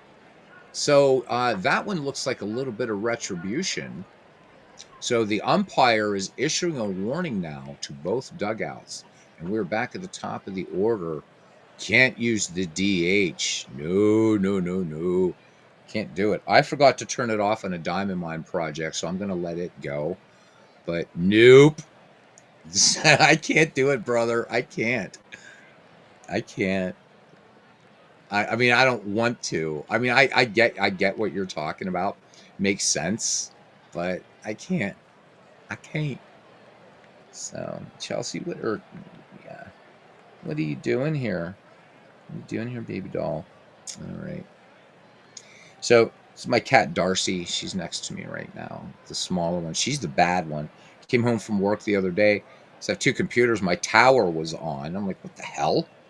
So I thought, I wonder. And so I put this thing over it and came home the next night, and she's sitting on top of it, and where the power switch is like right there. So I think she's playing computer games on this one because she doesn't know how to turn on the laptop. All right, 2 on, nobody out. Phillies blew a grand opportunity at the bottom of the 6th. See what they can do with it here now, though. They're looking to turn 2, Cincinnati is. And Billy Hamilton, little squibber to second. And this is going to be 4-6-3 double play. So that was hugely clutch there for the Cincinnati Reds. So 2 down, but Dick Allen moves to 3rd on the play. Yeah, because it may be warm, absolutely. And parallel league, we're talking about the DH. So Monterey's got a run? Yeah, man, thank you. You going to jump up on top there, baby? Okay, good. Stay there, though. Good girl. Yeah, just keep that way. Papa's doing baseball. All right, here, I'll pet you while I'm calling the game. All right, here's Jimmy Rollins now. 1 for 3. 2 down. Phillies, once again, on the verge of squandering an opportunity. Here it comes. Rollins swings, fly ball out into center field, ranging over to his right, and making a nice catch is Ed Roush. So no runs, a hit, no errors, and a runner left just 90 feet away. We go to the top of the 8th inning. The Reds edging the Phillies thus far 4-3. Ryan Madson will come on in relief now for the Philadelphia Phillies. Madson, 2 2/3 innings, no decisions, 5 hits, 3 earned runs, 3 walks, 3 strikeouts, and a lofty 10.12 earned run average for Madson. Madson will face Johnny Bench, Heine Groh, and Barry Larkin here in the top of the 8th. Madson ready to work. And the 1-0 pitch on the way to Johnny Bench. Bench swings. This one a little too hopper to first, and up with it is Von Hayes, and he will take it to the bag himself, waving off Madson for out number 1. All right, Heine Groh, nothing for 3. Count 1-1 strike on the third baseman, and he tattoos this one out to left. Line drive, and making a long run over toward the line is Ed Delahanty pulling it down. Beautiful play out there and left by Big Ed. So 2 up, 2 down now for Barry Larkin. Barry Larkin, a disappointing 0-for-3 here for the Reds. Count even, 2-2 strikes. Larkin swings. This one's going to get down for a base hit. Number 6 for the Reds. So here we go. The Reds looking to add some insurance here if they can in the top of the 8th. And in the personage of George Foster. So Foster, though, he is 0-for-7 overall in the young season. 1-2 pitch. Foster looks at a called strike 3. Oh my. That one on the paint. That curveball dropping in there beautifully. Let's go to the bottom of the 8th inning. And Cincinnati holding on to this 4-3 lead. Clay Carroll will face Ed Delahanty, Jack Clements, and Bobby Abreu. All right. Count 2-0. And here we go. Here's the pitch. And this one, hard ground ball. That's a seeing eye ground ball straight up the middle for Ed Delahanty. Let's see who has the closer role for Cincinnati. Let's have a look. Who's the closer? Who's the closer? Who's the closer? Or are you? Who is closer? Oh, Rob Dibble. It's right in front of my face. So Dibble is the closer. So we got the Nasty Boys in there and the Nasty Boys Part 2. So former Bucko, Aroldis Chapman, there's another guy that wanted to stay in Pittsburgh. We lost him and saw him in the postseason. Somebody mentioned Dave Mattingly. Great to see Mattingly postseason. Yeah. Oh, so today's trivia question is what person in baseball person in baseball has the most World Series rings? All right. So that is your little trivia question today. What individual in baseball has the most World Series rings? So the wording of the question is important. All right, Ed Delahanty at first. Nobody out. Jack Clements at the plate. He is 0-for-3. 1-0 pitch. D. Scott Howard, how you doing? And base hit into right. Here come the Philadelphia Phillies now, trying to make a little bit of noise. It is not Yogi Berra. So I'll word the question again. What person in baseball has the most World Series rings? All right. So there's a reason why I'm asking it that way. It's not an owner. But there. So, yeah. I mean, because when I saw the question too, I think it was in it was Baseball Digest. Got it totally wrong. It is not Jimmy Reese. It is not Casey Stengel. All right, Abreu batting with 2 on and nobody down here, or nobody out in the bottom of the 8th inning. Count full. Abreu struck out his last time. Can they get 2 here? 4-6-3. Big double play. Big double play turned by the Reds. All right, so Delahanty makes the third. So Philadelphia just not getting it done where they need to get it done. Get down, baby. All right, here's Von Hayes. Von Hayes had a good day at the plate, 2 RBI. He is 2-for-3. Count even, 2-2 strikes. Oh, and Norm Charlton's in there. Didn't even see that happen. And line drive up the middle, and the Philadelphia Phillies tied up here in the bottom of the 8th. Here we go. This game nip and tuck, and the Philadelphia Phillies, the first to reach double digits here in hits. All right, so the answer to the trivia question, according to Baseball Digest, is Frankie Crosetti of the New York Yankees, both as a player and then as a coach, because they get rings. That's why I asked it that way. So, yeah, Frankie Crosetti has the most World Series rings, according to Baseball Digest. So there you go, guys. I didn't get that. I was naming, like, the players you guys were naming. D. Scott Howard, how are you doing? Good to see you. All right. And here we go. Chase Utley in the box now. Von Hayes on first. 4-4 your score. 2-1 pitch on the way to Chase Utley. Flew out his last time and a little ground out to second.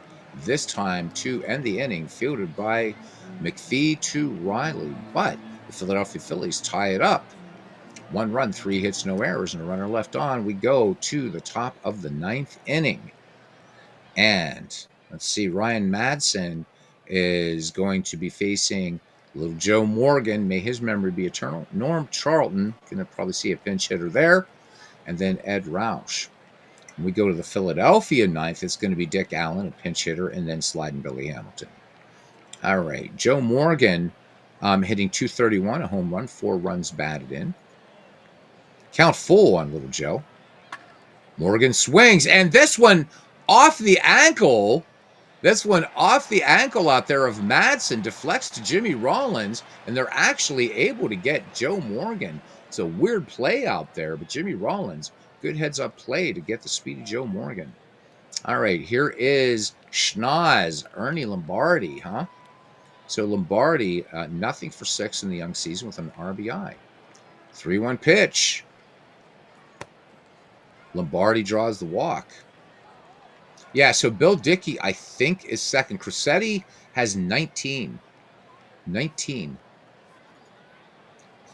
All right. And Ken Giles coming on now for the Philadelphia Phillies. So what's Giles doing in the young season? He's pitched 2 innings and struck out 3.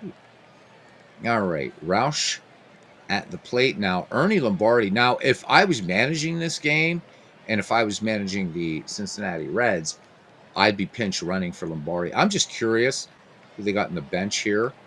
As far as, let me see. I mean, hell, anybody. I mean, you know what though? You want to save Rose for possibly a clutch hitting situation.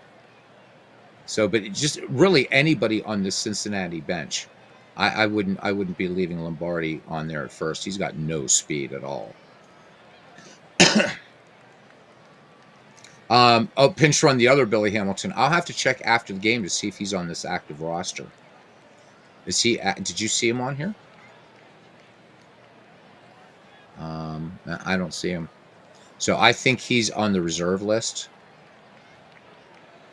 And again, this is a league that's always in. This is in flux. So if you guys think there should be somebody should be moved up and somebody should be moved down, if it's your favorite team or just whatever, I think Cincinnati, because you got 4. I mean, I guess maybe. Wow.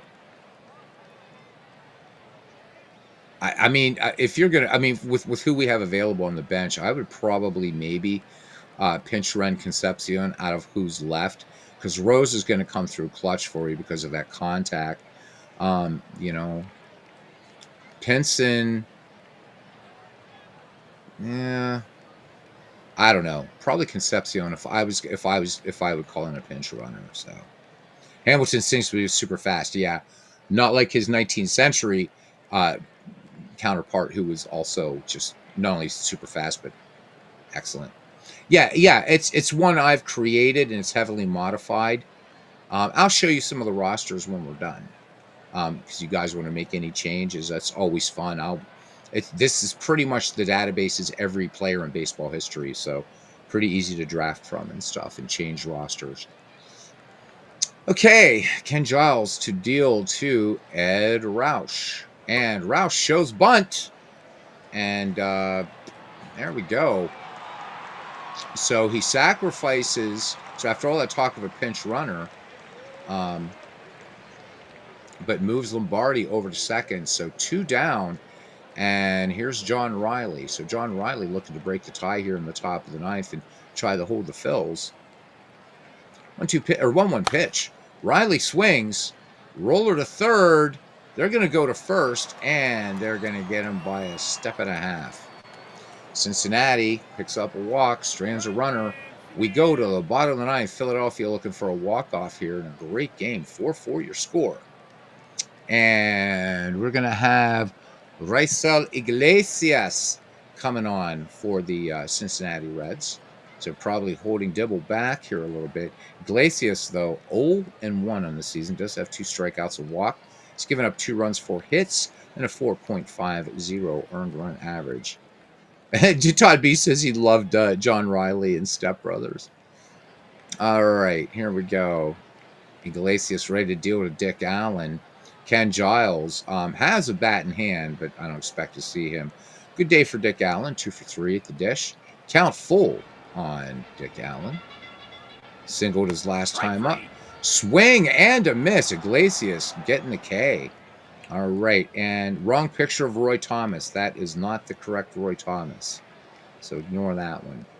This Roy Thomas, or the one the picture should be in here, representing early times baseball, dead ball era. But anyhow, Roy Thomas, nothing for 3.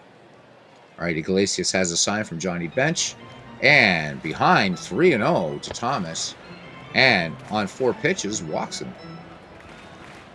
So the potential winning run on board for the Phils with 1 down, back at the top of the order, sliding Billy Hamilton. Again, I'm letting the computer do everything, but let's see who's on the bench. So Dutch is on the bench. Michael Jack Schmidt. So, boy, this is tough. You got Ashburn, pretty good hitter there, not for power. So here's a good baseball question. Roy Thomas with decent speed. You got Hamilton, who's a good contact hitter, 1 for 3 with an RBI. But do you just, with 1 out, do you gamble at all? And do you just bring Michael Jack Schmidt to the plate? I don't know. I don't think the manager's going to do that. Jimmy Rollins on the day hasn't really done much. So the fun stuff, huh? Fun stuff about baseball. Billy Hamilton, 2-1 pitch. And pop to short. And that's Barry Larkin. Now do we see? No, we're not going to see Michael Jack Schmidt. So Jimmy Rollins, 1 for 4. Looks like we're going to have free baseball. 1-0 pitch. And Jimmy Rollins, little squibber back to the mound. Rollins tearing down the line. He's safe. He's safe. Jimmy Rollins with an infield hit. Roy Thomas at second. And no, they're going to let Delahanty back. 1 for 3. So Schmidt just hanging out there. Philadelphia. The story for Philadelphia has been squandered opportunities. Chance for a walk-off right here. So not a lot of speed left for Philadelphia on the bench, but if Thomas gets started, he could score on a single from Delahanty. Here's the 1-2 pitch, and it's all for naught. Squandered opportunity. The Phillies strand 2, and we go to extras. Cincinnati and Philadelphia, 4-4. Tug McGraw now on the mound for the Phils. Tug McGraw, he of the frozen ice ball theory, was once asked by a reporter, so if you're facing Willie Stargell, bottom of the 9th, 2-ounce bases loaded, what's going through your head? Tug McGraw said, it's the frozen ice ball theory. He said, in 2 billion years, the Earth is going to be nothing but a frozen ice ball hurtling through space, and there will be nobody left around to care about how I pitched to Willie Stargell that day. Gotta love Tug McGraw. So McGraw, limited action right now, worked 3 innings, has struck out 6. No decisions yet for Tug. All right, we are ready to rock and roll here. So the Judge, 2 home runs. So Cincinnati wins this one. You're looking at the MVP of this game. 0-2 pitch to Frank Robinson from Tug McGraw. Lined out to left his last time up. Robinson, this time, hard ground ball. Plenty of time for Von Hayes. Von Hayes could have gone over and gotten some cotton candy and gotten over to the bag. That was so hard hit.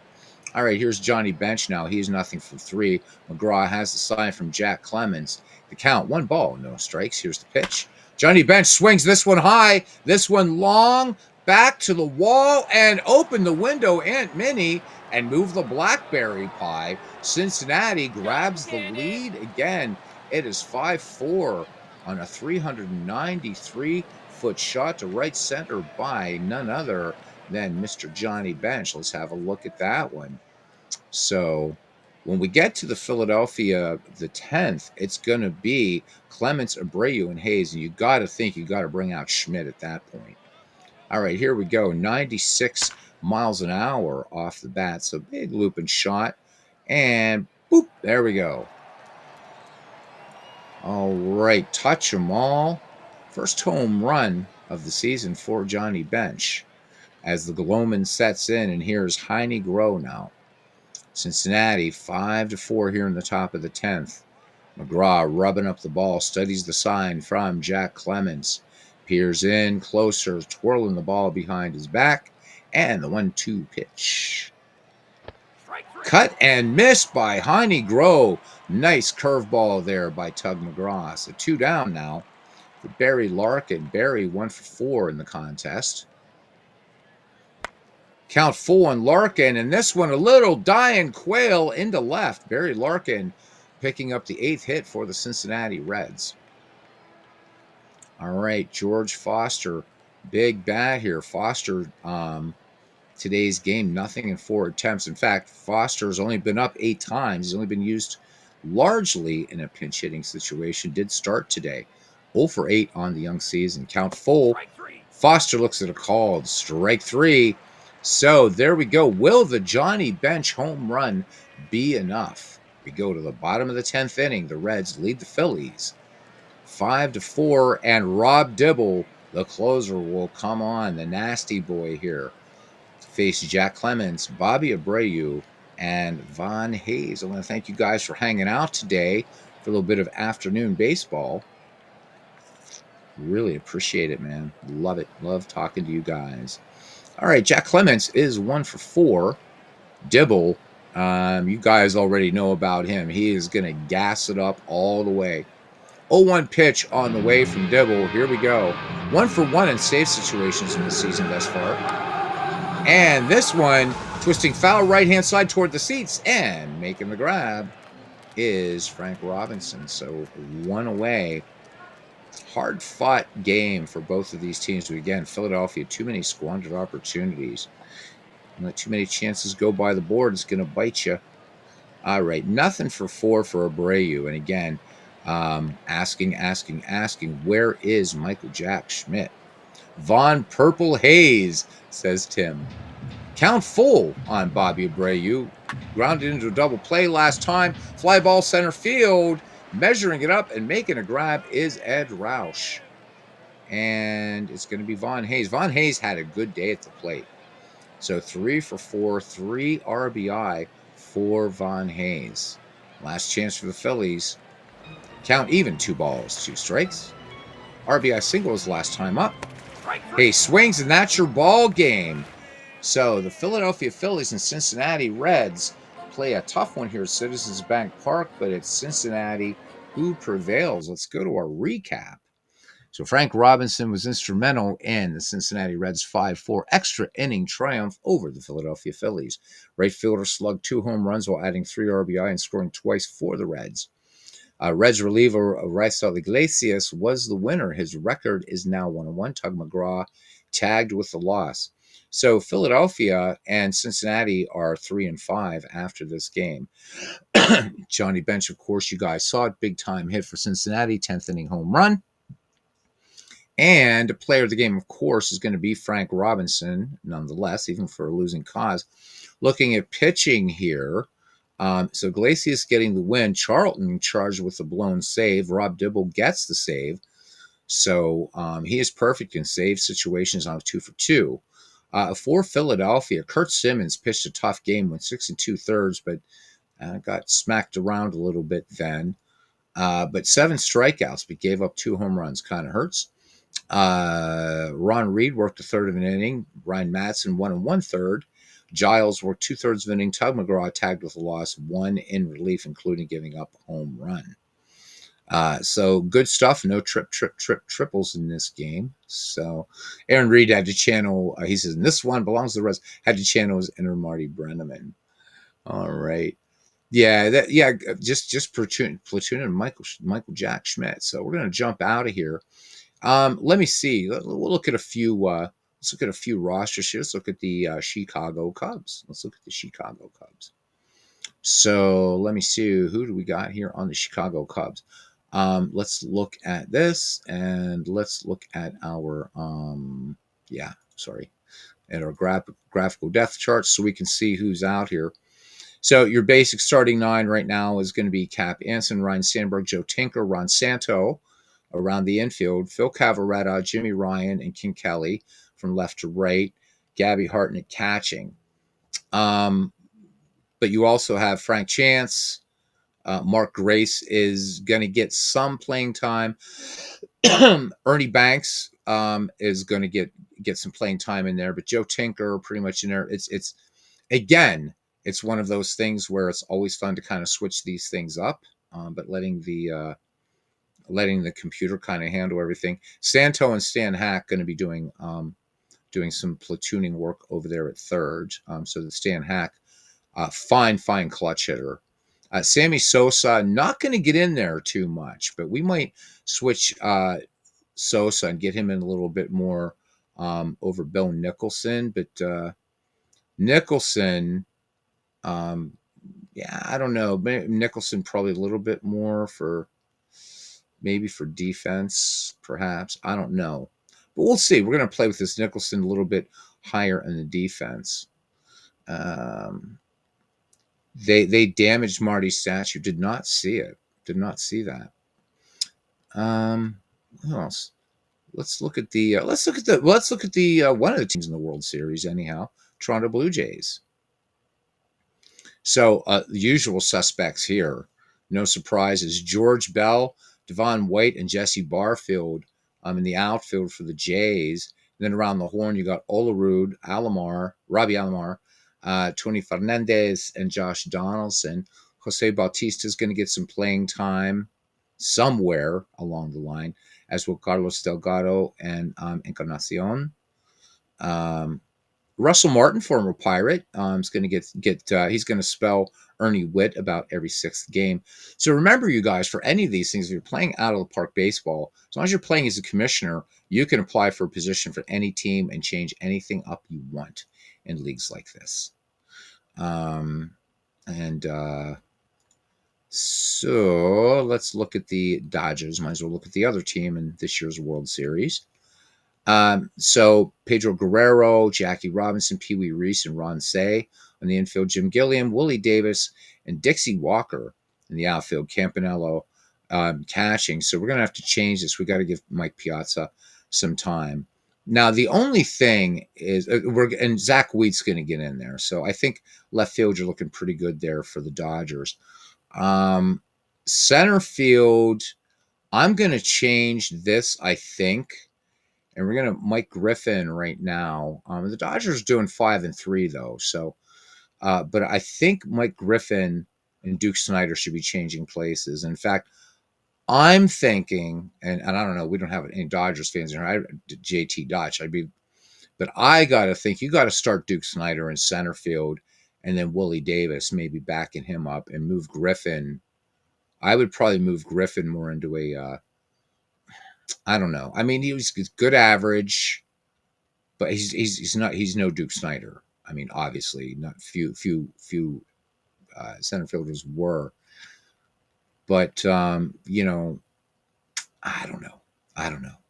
But there you go, Pee Wee Reese, solid. I mean, you know, the Brooklyn Dodgers were solid up the middle after Jackie came up to the show. When you had Pee Wee and Jackie up the middle, pretty strong, and you can't complain about the Penguin over there at third if you're a Dodger fan. Yeah, the Duke of Flatbush. You got that right. Let's pick another team at random here. Let's look at the Athletics. So you got Indian Bob Johnson in center, Reggie Jackson in right, Ricky in left. Around the horn, you got McGuire, Bishop, Campaneris, and Baker.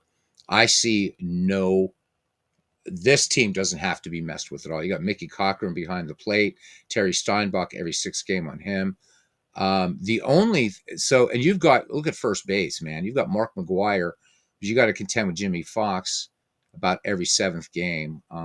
This was a hard decision on whether to give McGuire the starting nod at first or Jimmy Fox, and I ultimately settled on McGuire,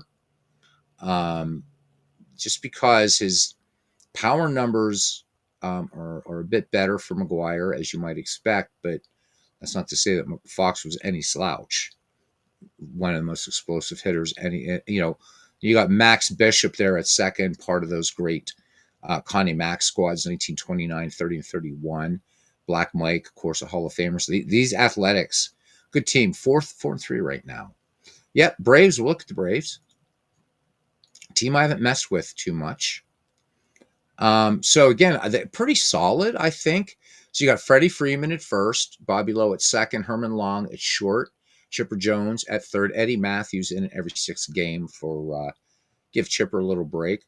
Tommy Holmes in left, Dale Murphy. Dale Murphy is not going to, and I love Dale Murphy, but he's not getting a lot of playing time, I don't think, in this. Andrew Jones in center, and Hammer and Hank in right. Joe Torre is the catcher. Coming off the bench, primary pinch hitters, Aaron, are Hugh Duffy, Eddie Matthews, Fred Tenney, and Dale Murphy.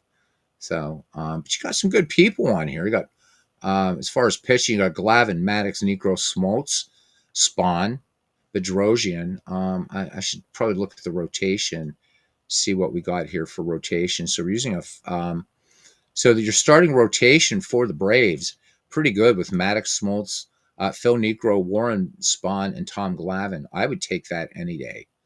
Got a good balance, 3 righties, 2 lefties, and 2 nasty lefties.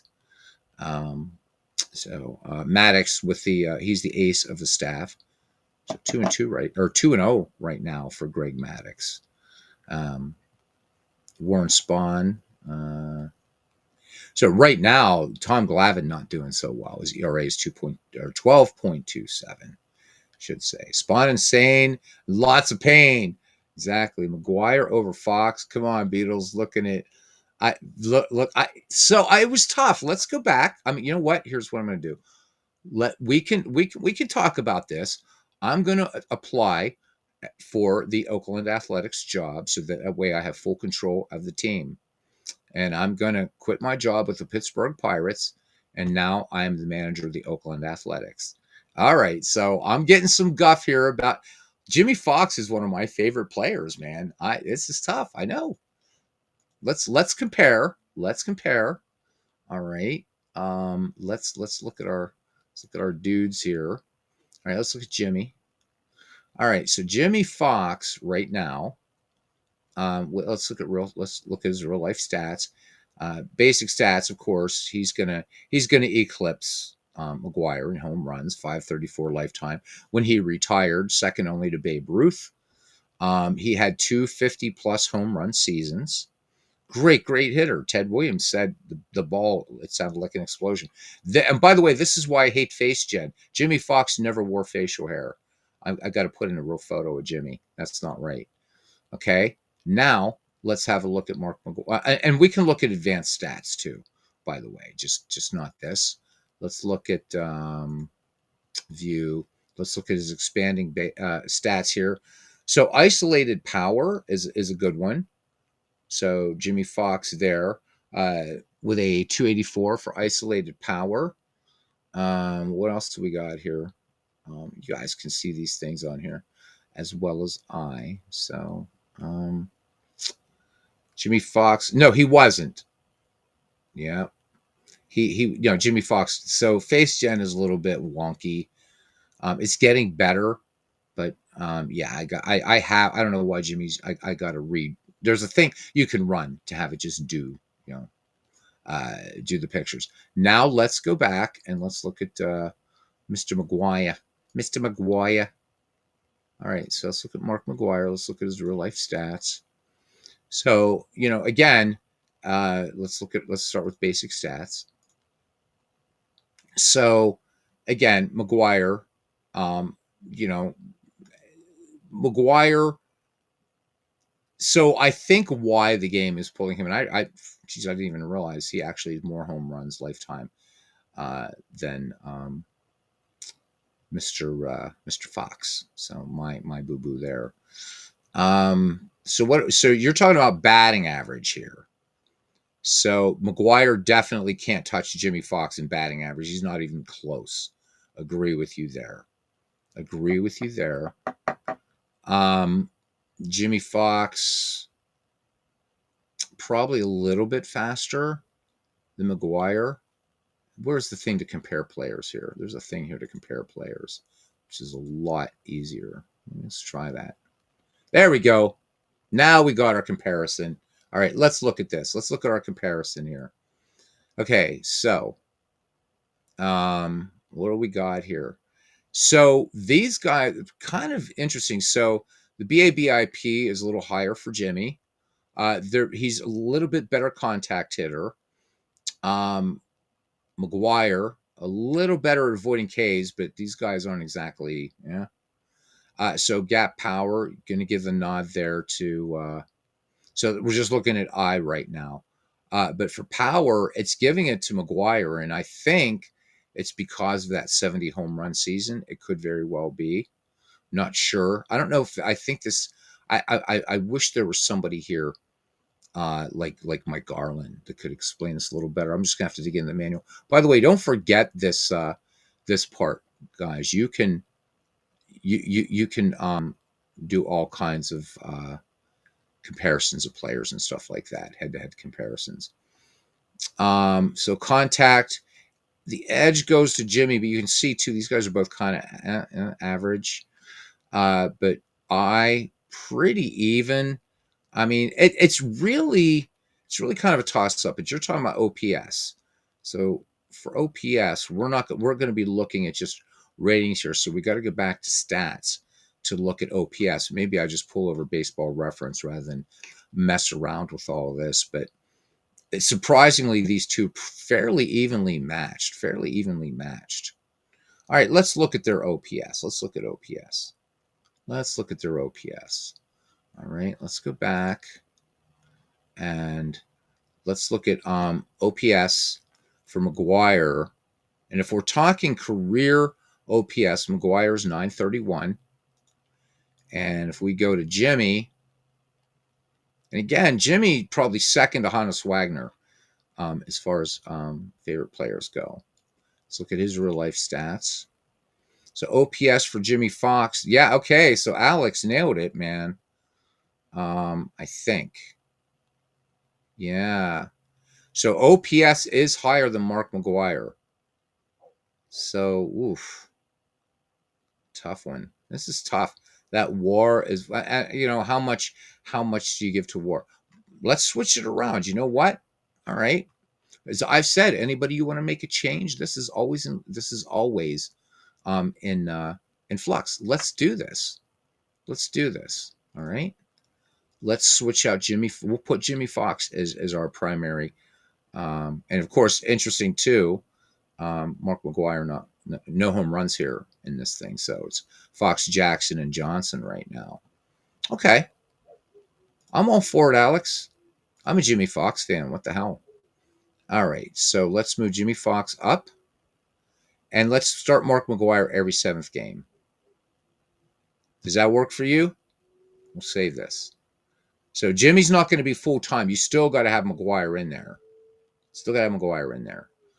Any other changes for these A's? No, that's cool. It's cool. But I still think they're so close on a lot of other things. But you make a strong argument on OPS, a very strong argument. So let's save this. Sometimes it forgets. $17.99, guys. So I'm going to make an executive decision on Al Simmons as well. And we're going to leave Ricky where he is, but I want Al Simmons every 4th game. Bucket foot Al. Guys all right with that? Reggie's fine where he is. And this is Danny Murphy. Wrong picture of Danny Murphy. Let's give Danny Murphy every 10th game. We should probably mess with the Pirates here a little bit, since I do have a Pirate fan in here now. What do you think, Alex? You got time to look at the Buccos here for a minute? Let's look at the Pirates. Okay. Now, I'm probably going to get some guff about this one, so I have to apply for the Pirate job again now. So here's the thing. So you were talking, you guys, Parallel, you were talking about using the DH. So here's the issue. Like with the DH, look at what I've got to deal with here. And this is always a problem if you're playing with an all-time greats team with the Pirates. You have the greatest shortstop in baseball and one of the top 5, if not top 10 even, I'll grant that, Arky Vaughan. What the hell do I do with Arky Vaughan? Am I going to put him over a third? Tommy Leach and Pie Traynor are superb third basemen. I don't have any, Arky Vaughan can play some first base, but you got, and where do you put Paul Wainer? Because you got Clemente out there. And actually, Lloyd Wainer should be over here. So I got to do some shuffling around. I haven't done a lot of shuffling with the Bucks, which is probably why they're 2-5. I wanted to try to stay away from my favorite team if I could. But what do I do with these guys, right? I want Wagner in there all the time, but Arky Vaughan is no slouch. So is Vaughn, how's he rated at third? Let's look at Arky Vaughan at third. And we'll look at his fielding. Yeah.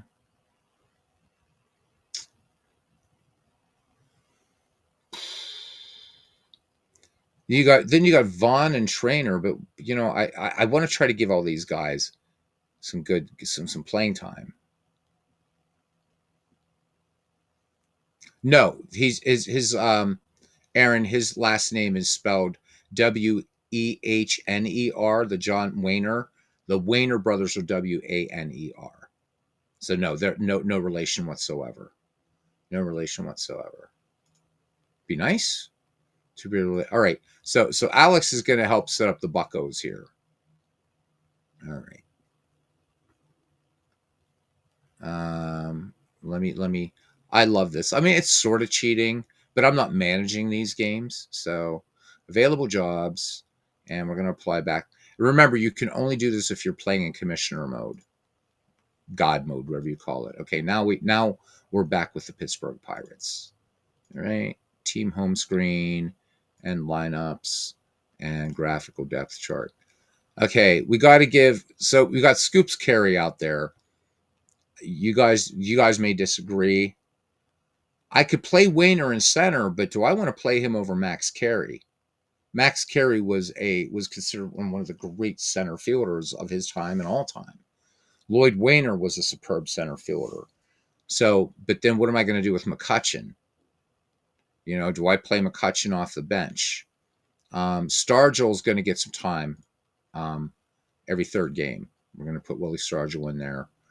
Ralph Kiner, we're going to put him in every fifth game. So Fred Clark, Willie Stargell, Ralph Kiner. Problem with the Pirates is that you have a lot of we've had great outfields.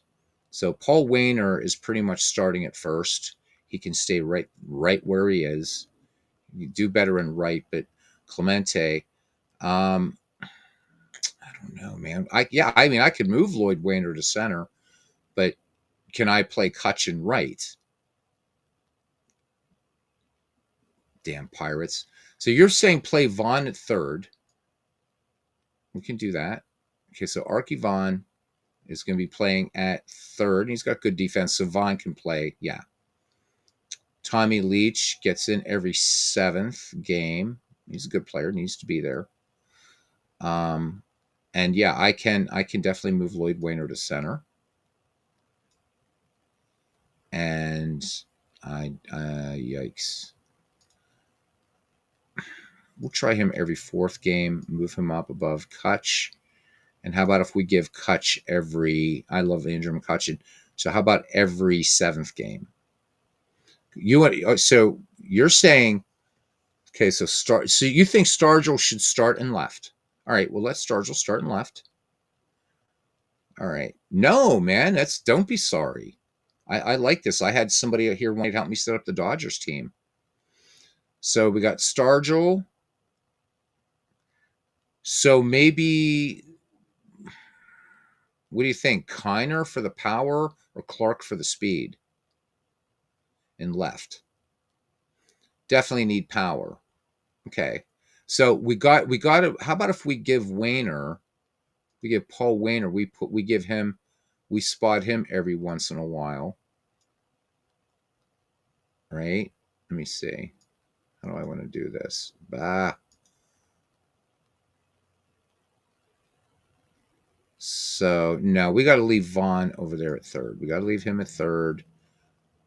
Stargell could play some first base, but man, this is driving me nuts. I know. Need power. I know. So if we, Kutch is already out of there. So we don't. Let's put Kutch in for defense.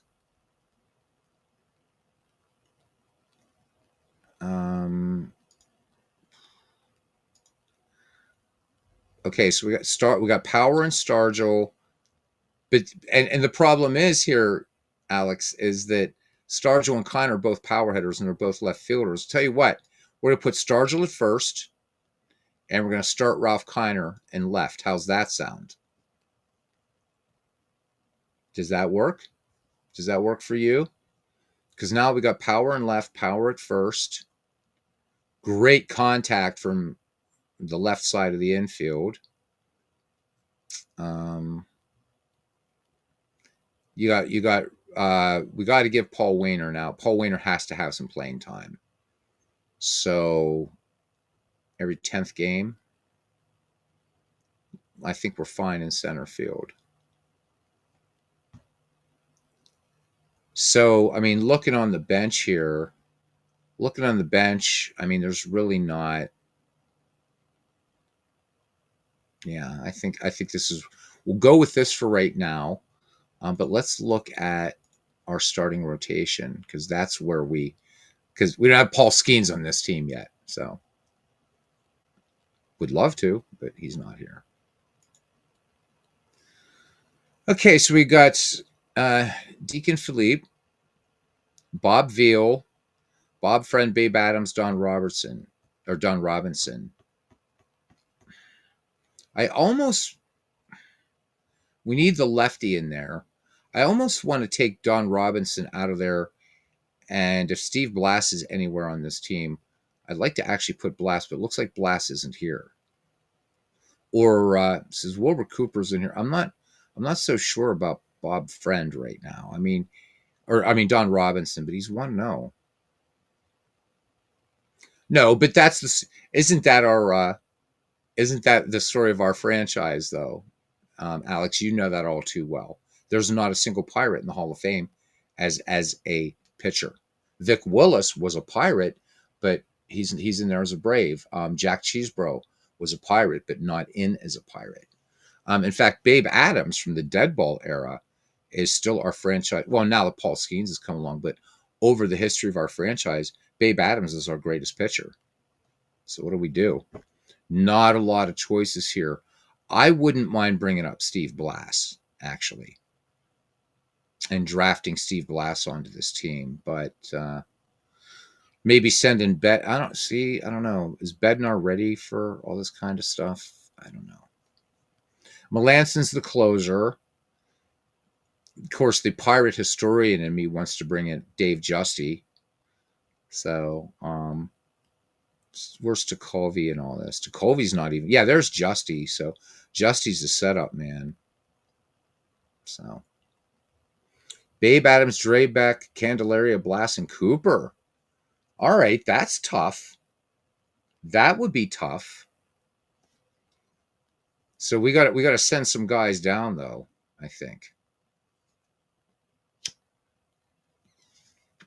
But I like that. All right, let's look for Doug Drebeck and let's see where he is. I didn't even think about Drebeck. So, oh, hang on, guys. This is an important call. All right.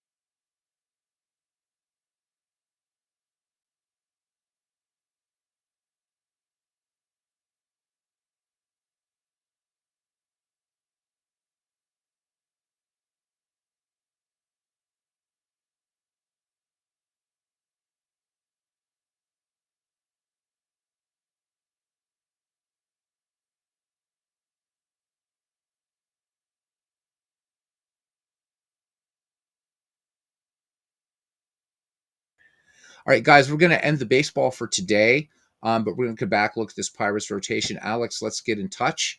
In the meantime, guys, we'll see you around the batting cage. And till next time, thank you, everybody, for coming in. This was a lot of fun today. Bye-bye.